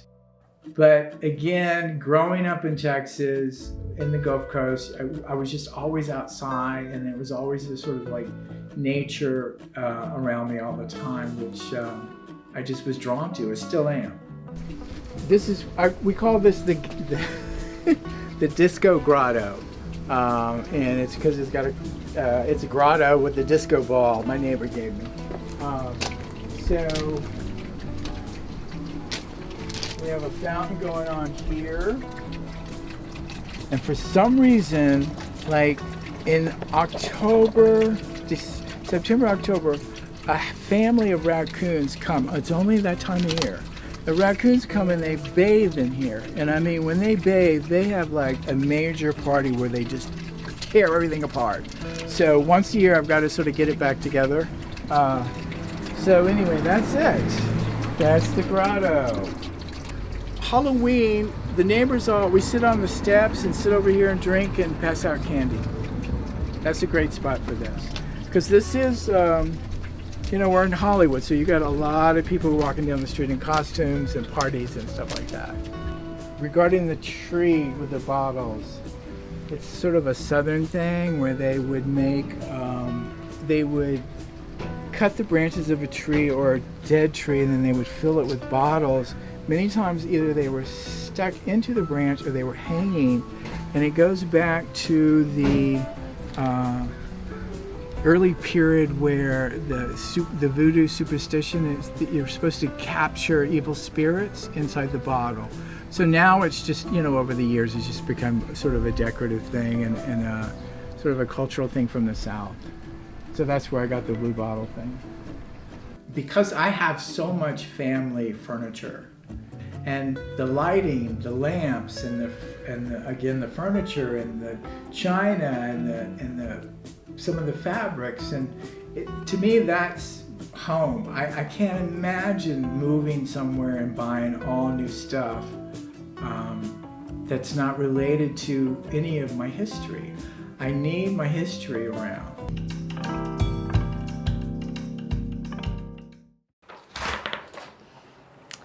Hi, Homeworthy. I'm Jen. This is my home in Los Angeles, California. I am so glad you're here, and I can't wait to show you everything. Come on in.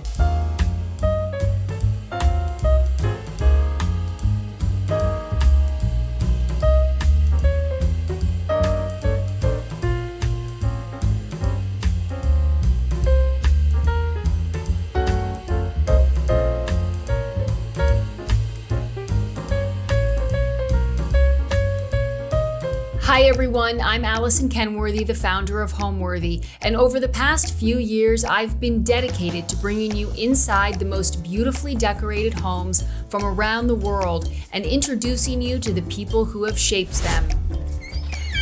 Hi, Homeworthy. I'm Roz. You're here at my home in Los Angeles? Come on in, I can't wait to show you around.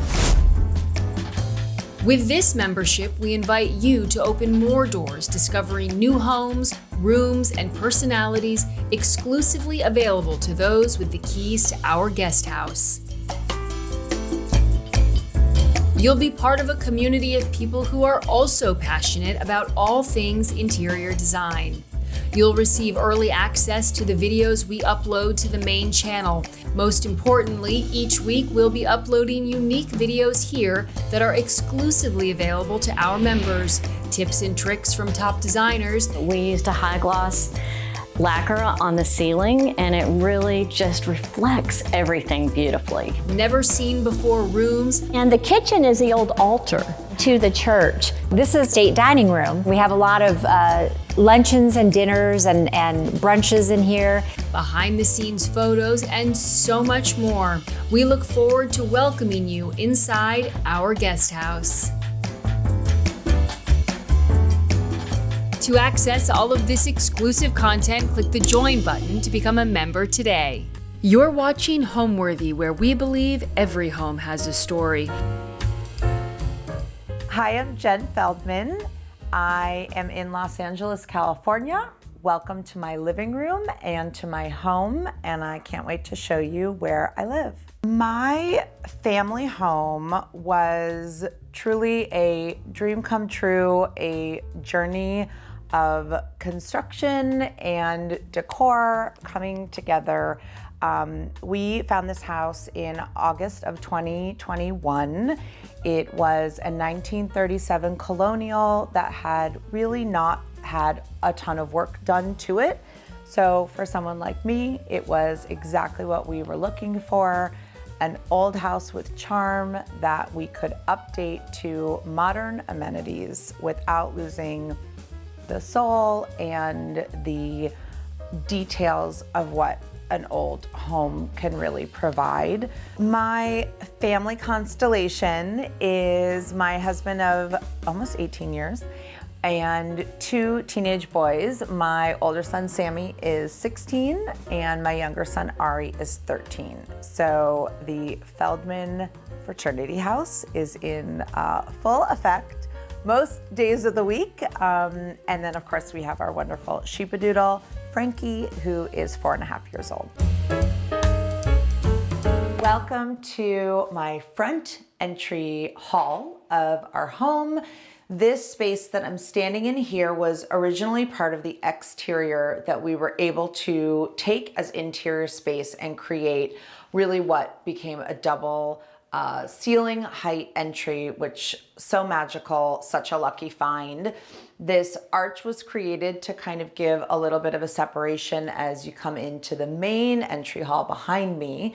But before I take you there, I'll show you just a little peekaboo of the world I live in with a lot of teenage boys. I have 2 of them that have very large shoes and a lot of backpacks and sporting equipment. So the wall over here was designed to be beautiful cabinetry, but what's really behind the doors is lockers for each of my kids to have all of their supplies and things that they need and shoe storage below that allows me to not have to look at it every day.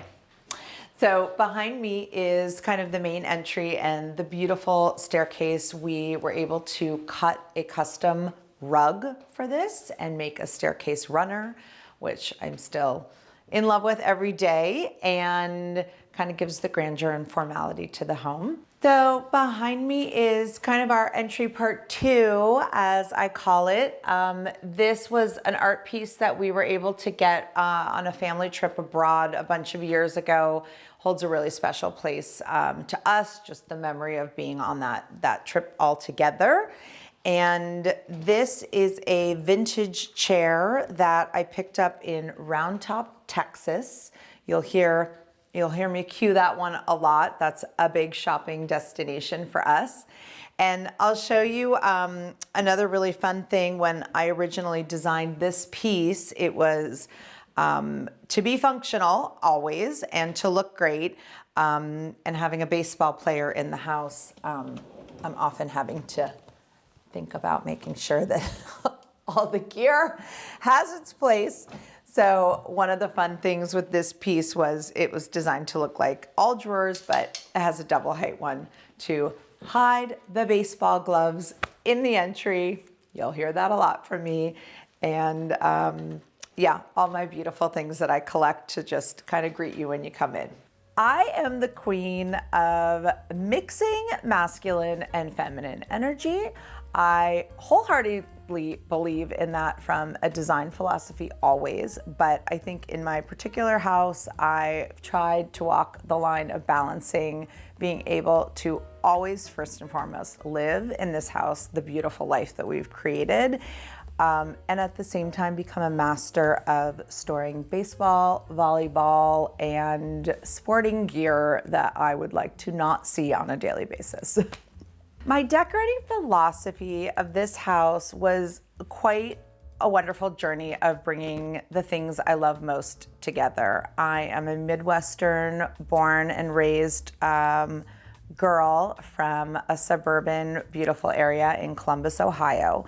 So when people ask me about my style, I say we found the suburban street in Los Angeles that was our dream come true for a family neighborhood, mixed with the appeal of a modern London townhouse infused with European touches that I so passionately love in personal and professional life. So an amalgamation of all the things of Los Angeles, Midwest, and London.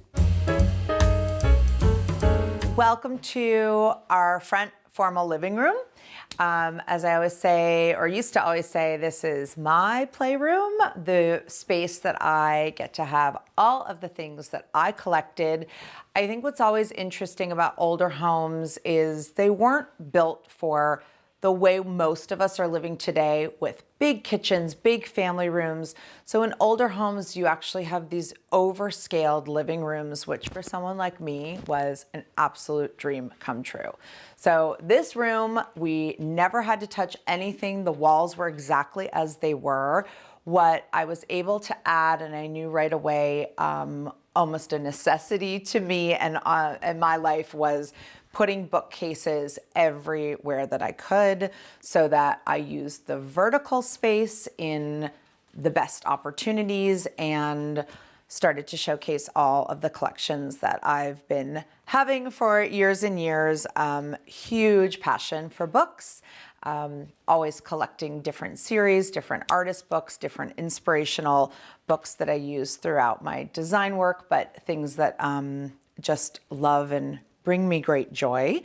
Bookcases are such a fabulous area to play with creativity, not only in how you layer the shelving, but some unexpected kind of surprises, as I always call it. And one of my favorites is being able to hang art over a bookcase. I remember the first time I did it years ago, and my art hanger said, "You want me to hang this over the shelf?" And I said, "That's exactly where I want it." So in this room, I hung one of my favorite pieces, just small and kind of really layering to the whole look of the shelving. And you can see every little area tells a story.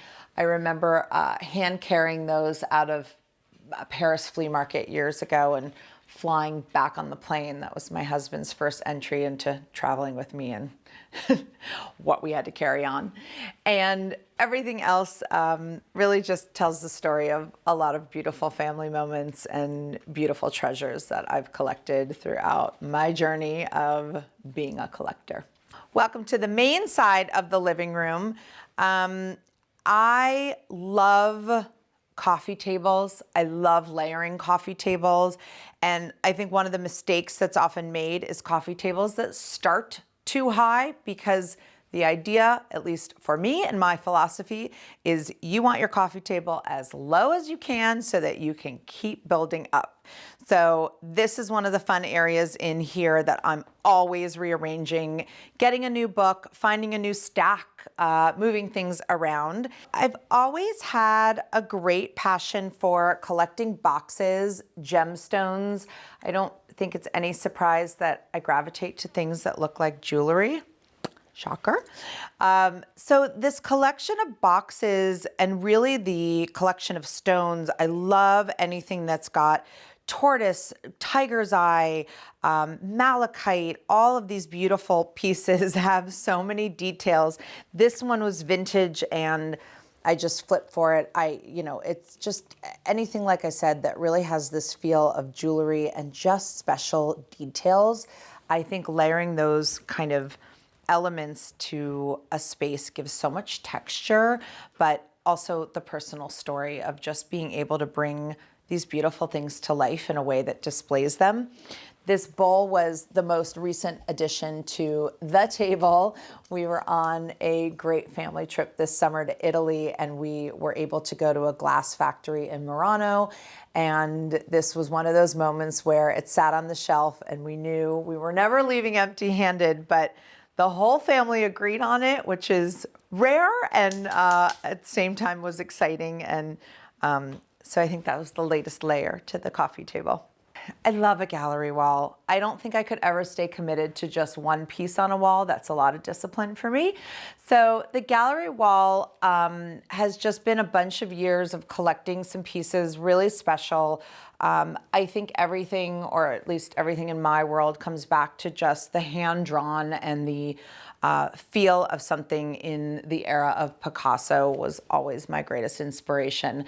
So all of these pieces came from different dealers, different shows, different places that I've traveled, whether it was for work or for personal, as we've traveled in different areas.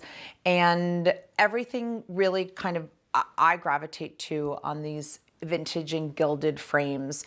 They're so perfectly imperfect. And I think one of the things that I strive for myself, but always with clients, is it doesn't have to be new to the world to be new to your life. And I think that's the journey of collecting vintage. Having a little patina, having a little age gives that rooted feel that something really has had a life and you're part of its story. So I look at gallery walls very often like that and kind of collecting and being able to tell a larger story. And that's what this wall is for me.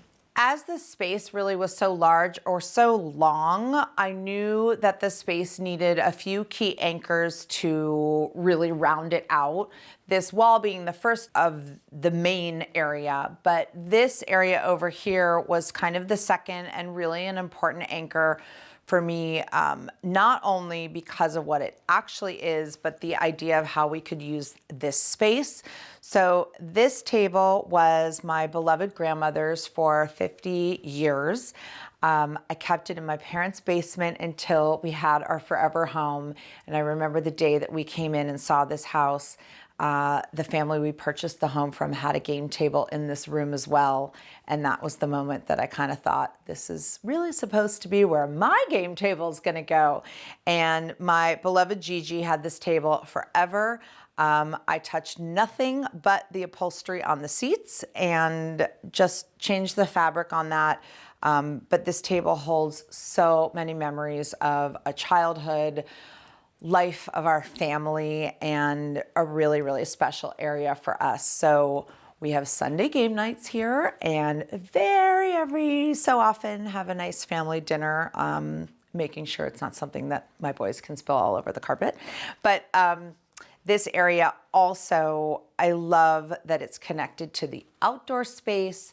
And in the summer, or really as we're so lucky in California to keep our doors open all the time, the indoor-outdoor flow is just such a nice area of this room and really the anchor to this space that connects us to the outside. On the other side of the living room, the classic stone mantle and fireplace, which was such a dream come true to be able to have this as we actually use it pretty often. But one of the most special parts of this space that I've loved, and kind of always the reminder that perfect accidents happen in things, this was originally where a window was, and because of some crazy construction where we couldn't move something and had to pivot, I said I refused to give up my window seat, and we're just going to make it a windowless window seat. But it quickly became one of the favorite spots that not only I use to sit on, take a quick morning call and have a coffee, but another really beautiful area for display and things that I've collected. And as we all know, this is really Frankie's house. So this was a window seat that I built for her, thinking she'd have a nice little place to sit and get to look out the window. So now I'm gonna take you outside. Let's go.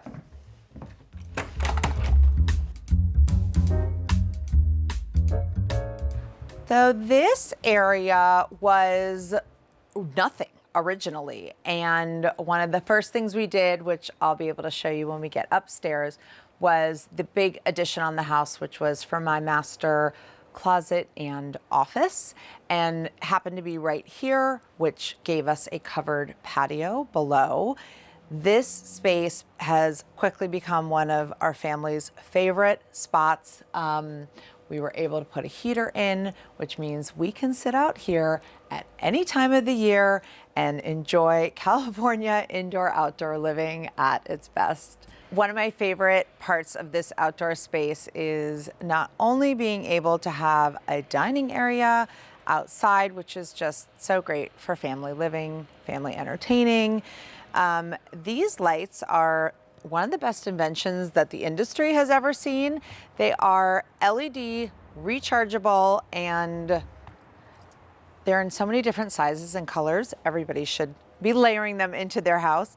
And I would hardly call myself a gardener, but one of the things I am most proud of is that I have kept alive and thriving 2 beautiful lemon and lime trees, which are behind you.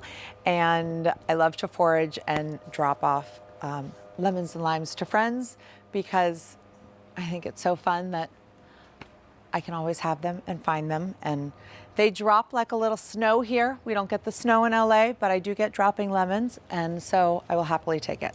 So now that you've seen the outside, I would love to show you the rest of the inside of the house. So come on. I think my style is modern aged. I am a passionate collector of things that are found.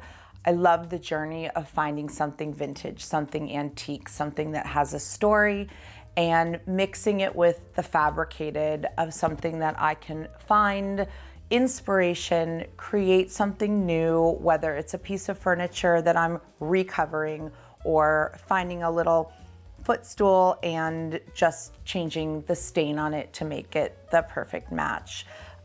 There's such a distinct layering to a house that comes with being able to curate, and I always start my journey with curation and look at it as a living part of the process of building a home, telling a story of the places you go, the things you love, the people you love the most, and bringing that story to life. So, welcome to the dining room. As we were talking earlier, even in the living room, when you talk about scale of older homes, the dining room was always a really important room when older homes were built. So we have the luxury of having a really beautiful sized dining room, which was such a treasure to me. Table that seats, what's my math, 8, but can always have more. There's a few really special things in here, one of which is a mirror that was in my husband's family for at least 3 generations that we know of. It's one of our most special things that our family got to be able to inherit. And as my husband always says, this was the mirror that his mom looked in every day. And every now and then I've wanted to try and fix something on it, and he said, don't ever do it. Let's leave it exactly as my mom saw it, and it's something that we will always treasure for that. So one of the other interesting things in this room is that the paneling, at least to our knowledge, was original to this house. And one of the other details in older homes that you do not see today is what they call dental molding, because it looks like teeth. And there were strict warnings throughout this entire home renovation that if anybody touched this dental molding, they would have to answer to me, and I might have said a few other ugly words. So this was all original detail that I'm so in love with, and we were able to just renovate. I was able to just paint all of this, and I created a custom mural that wrapped this room really, really special. And one of the kind of secret hints or winks on it is that because I did it in vinyl, it's able to be a lot more durable, and I still got all the beauty out of it that I wanted. This was a really special area. It took me a bunch of rounds to figure out what I was going to do with it, but the original way it was used was just a small display. It was a little off symmetry. It kind of never moved the needle for me, and I didn't really know what to do for a while until I started on my nightly Pinterest research, and I saw an idea for this jib door, which is the hingeless way to create a door and a little peekaboo of storage. So I'm able to keep all of my backstock china and things that I use on holidays and different entertaining, but for everyday use, it is disappeared, and this was made to match into the molding that was already here on the wall. The fireplace again was original, and we just were able to reface it with a really beautiful soapstone, which I love, and you'll see another hint of that in the powder room when we turn the corner for that. And one of my most special areas, things that I've just collected always for years, are these beautiful glass jars that were kind of more of a Victorian era kind of way that it started. Perfume bottles, makeup and vanity bottles they used to have on women's dressing tables. And so every time I travel, my favorite place is the flea markets in London, Portobello Market, and I've just always loved the collection of those. And so this is my little area for all of that. First of all, I will say Oprah really does change lives. In 2007, I was one of 3 people that won a contest on Oprah's, at the time, magazine, Oh at Home.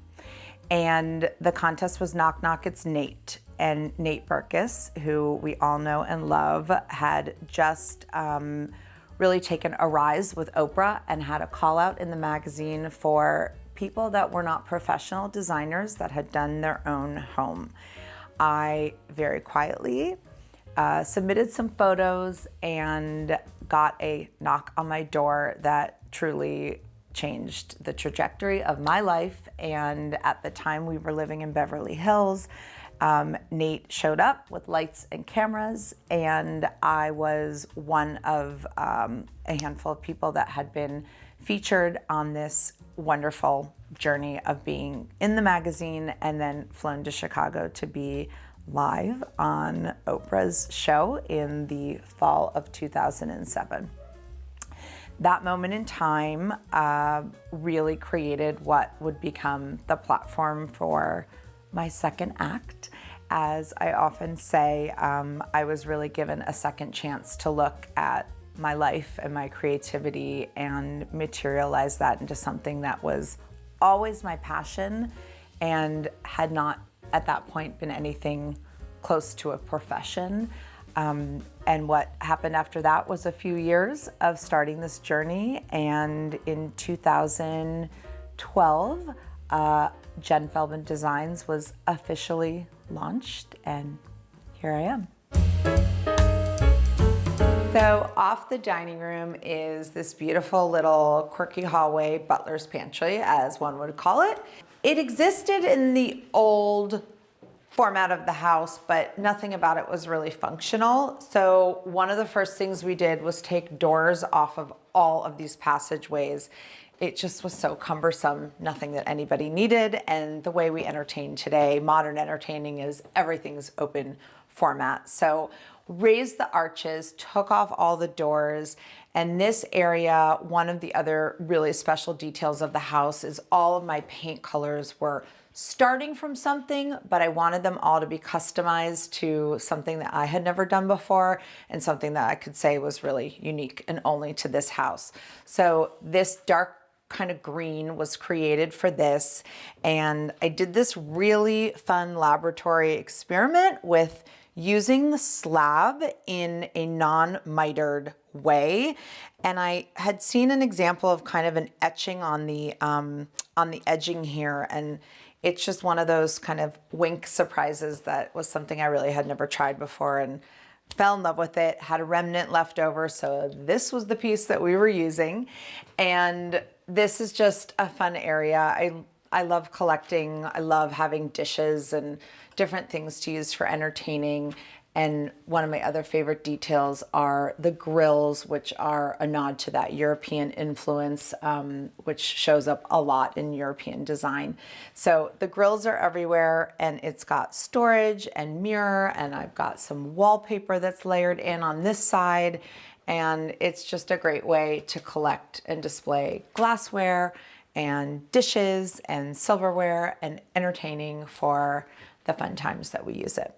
One of my favorites was this set that I found in Round Top, Texas, which is some Italian set of dishes, china, and I have a beautiful teapot. I guess I should start making tea. But this color was just what I fell in love with, and it had this beautiful gold rim to it. I also have a collection of splatter that seems to keep showing up. Anything hand painted, I'm your girl. So finding plates that are kind of hand kilned and just hand painted, same but different, always looking for these fun things and collecting those throughout the years. And these beautiful things, I'm not sure what ever would have been used on the tablescape for them, but I put them out because I think they're so beautiful to look at. And somebody had a lot of love. They were monogrammed in gold with all different initials on them. And when I found them, I found one that had my son's initials on it. So I knew it was meant to be. And this is part of one side of the collection. Over here is the glasses, and again, I love finding things that just have that special wink and touch, anything vintage, and these were all from different places that I've gone and traveled and found little special glasses that fill up quite beautifully. And I love when you have the grills on a cabinet like this because you can really get such a fun peekaboo and see all your pretty things, which is exactly what I do every time I look through here. Being in the business of telling someone's life story, I think the foundation of an authentic home starts always with the people that live in the house. To respect a family, bring their story to life, whether it's talking about their travels in collections of art, photographs, books, objects that represent a moment in time, that represent the way that they felt.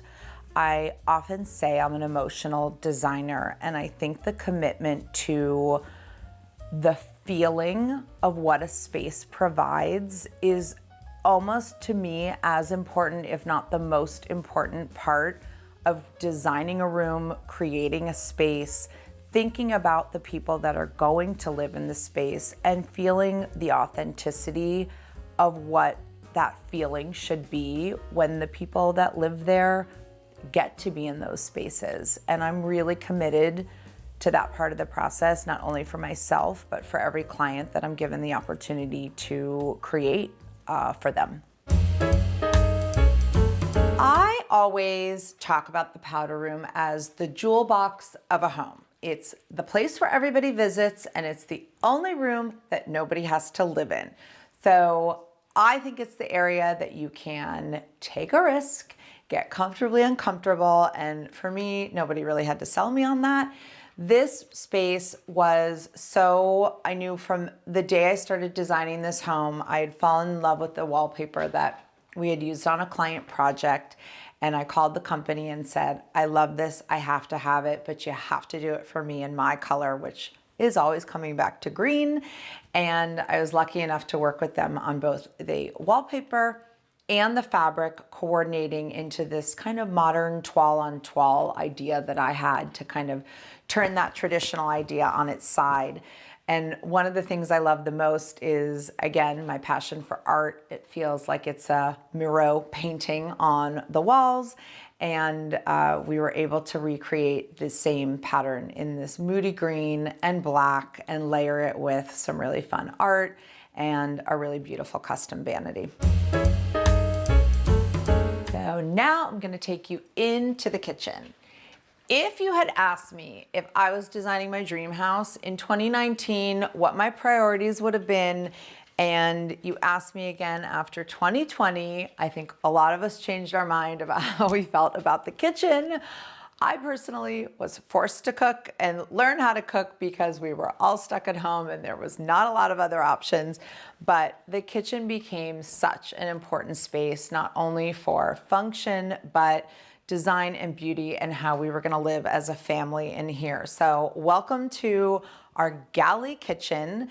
As we talk about with older homes, again, things were not designed in the same way years ago. So the structure of this kitchen was really how it existed.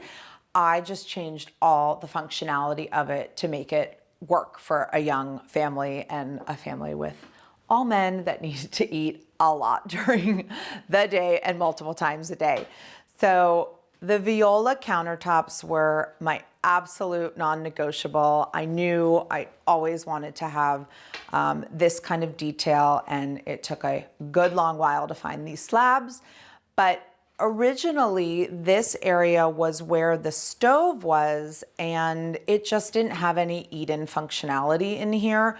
And one of the things we didn't get with this house was an eat-in kitchen, but I was able to convert this island to where we sit for family dinners, or the Feldman Diner, as I call it, because I can easily serve dinner from this side of the island as we sit around it every night. But what we do have in here is the length, and one of my favorite things was this custom range that we were able to do in a really beautiful green color. I think you're seeing my patterns repeat themselves. Green is always showing up. And the green with the viola, some really fun details. The world of custom millwork has just gotten so much smarter, and areas like this where you can make it look like something and function like something else is always a thrill when you get to tuck those ideas into good design. One of the other things that I think is just so smart in kitchen design today is being able to have the chance to panel most of your appliances. I was really committed to giving us a family pantry, which tucked away pretty nicely into this cabinet here. Can't say it's my finest organizational moment, but you'll forgive me. And one of my favorite features, highest on my bucket list, was how large of a refrigerator could I get for my family? And to be able to have it paneled is just such a beautiful way to have all of the function of what you need and hidden behind the beauty of great doors and, of course, great hardware. On this side of the kitchen, not only regular functionality for everything, but to be able to have a little bit of balance between closed and open cabinetry. I always love playing with that kind of detail, and function being the most important thing to be able to get to your appliances.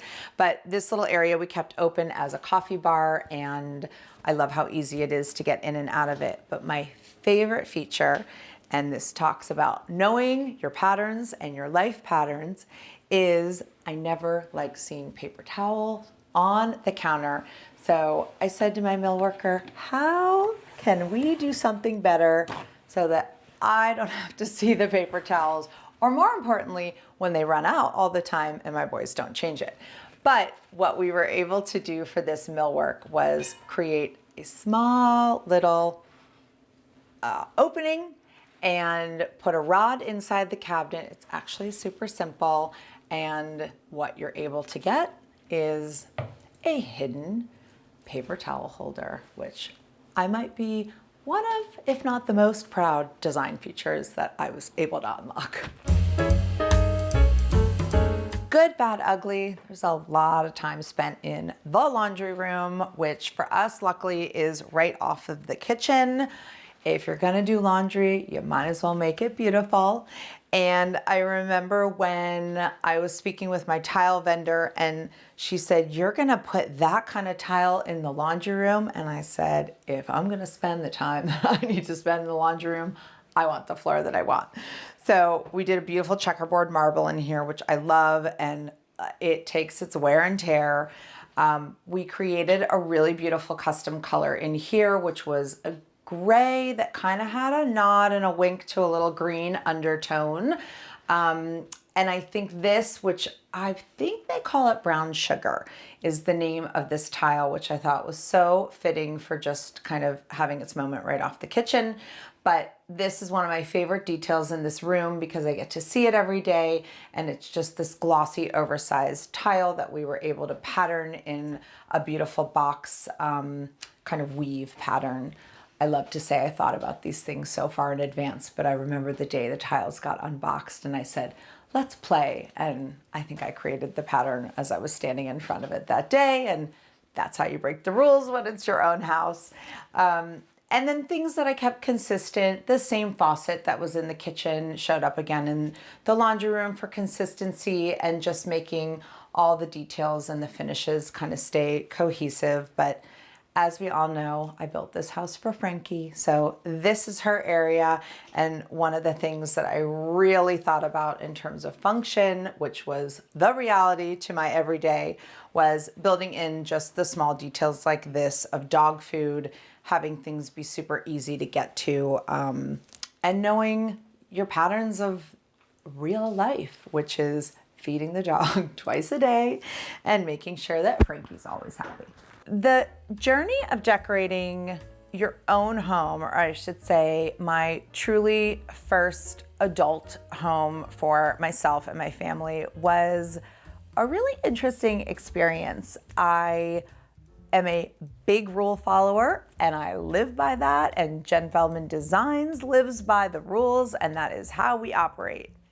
For my own home, I think I was pretty committed to breaking the rules, and I really did it with the intent of pushing my creativity and my opportunity to do the things in a laboratory context that I wouldn't necessarily get the risk to do in client scenarios. So I toggled a lot between what I knew I wanted always and pushing the boundaries to making sure it was something that I had never done before for somebody else, whether it was a color on the wall or a fabric that we had used, and I wanted it but in a different way. And I think there's a real journey of your own psychology and philosophies coming to life in an experience that isn't really something you can plan how you're gonna feel about it. So I will happily say I made it to the other side, but it was quite a journey. Off the kitchen, really interconnected, is the family room. I say to everyone, and I am no different, if you are up and awake in your house, 90% of the time, a family lives in the kitchen and the family room. So this is for sure the hub of our house. Super important goal was to have an oversized sofa, and I did everything possible to get that to happen, including moving air vents on the floor, and this wall, which was originally a French door going outside. As great as that would have been, it was not giving me the family room sectional. So we converted that to a window, and as a result, I was able to get probably one of the largest sofas that we've made of recent days, and we just live in this room and we live hard, and most of the time you'll find my younger son playing volleyball off of this couch, much to my craziness. I hear that ball going all the time. And of course, the chair that everybody loves to sit in, including Miss Frankie, which most of the time is where you'll find her perched. And then if you turn the corner and do a full 360 in here, one of the things that kept coming back into my brain as we would sit and watch football, whatever was happening, was I kept staring at this door. And it just was a door, and there was really nothing I could do about it. And one day I got an idea, and I called my mill worker and said, I've been thinking. And he said, Jen, you scare me when you've been thinking. And I said, I know, but I think you can handle this one. And I said, can you turn the door into a plate rack for me? And of course, anything's possible with good design. So I had this door remade to also be a plate rack, which gave me another thing to collect. It really took about 6 inches of depth to be able to make that happen. And this leads down to a California basement, which holds the air conditioning, and that's about it. So this is our plate wall door, and one of the first of its kind, and I love it, and I hope you do too. So now I'm going to take you upstairs to the bedrooms and a few fun surprises. So follow me.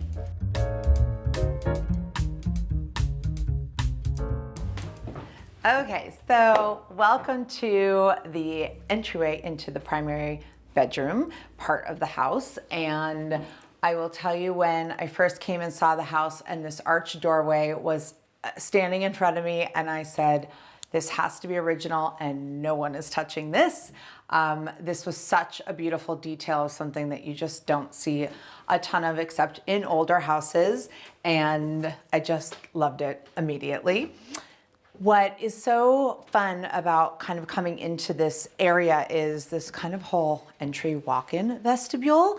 And I remember this piece I got at a vintage estate sale before we had even really started designing the house. And I think subconsciously I must have known that this was going to be its perfect landing spot.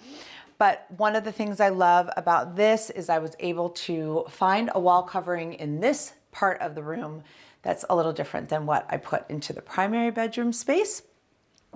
And as you turn around here, and you can see kind of all of the beautiful details that were able to just kind of start to show up. This is usually where you find Frankie on her little window seat perch. And I was able to really put bookcases in again in this whole area here to just have all of our family photos and great things to display as you walk into the main area of the bedroom. This was a really fun and different kind of twist of the space. The bed was on the other side of the wall, and I think a lot of times, even for clients, we always talk about the rules and where you have to put a bed and where windows are, and sometimes you just got to break the rules because it's just the way that the space works better. So one of the things that we did was turn the whole bedroom orientation around, and the window's on the wall, and it's just where it is. But because I was able to turn it, I was able to create a really great seating area that most nights you'll find me watching or binging some shows, sitting on the couch, and really getting to use this room in a different capacity. I would say the color of these walls is like a sunset salmon. It's got a little pink undertone. It's really like a watercolored rust.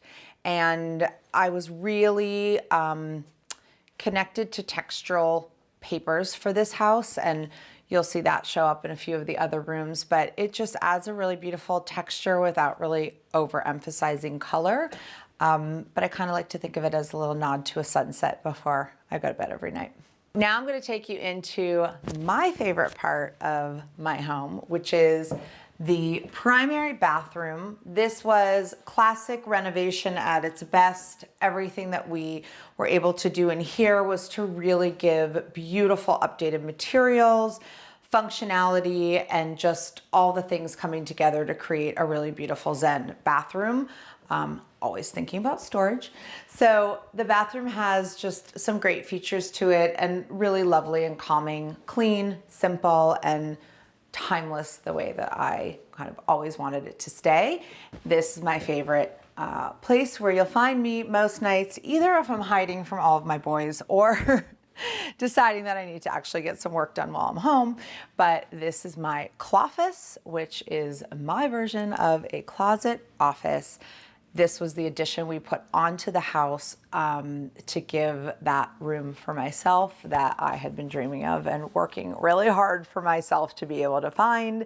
And the special nod to this space was my grandmother's writing desk, which I had had in my family and been keeping for the perfect spot to be able to have it.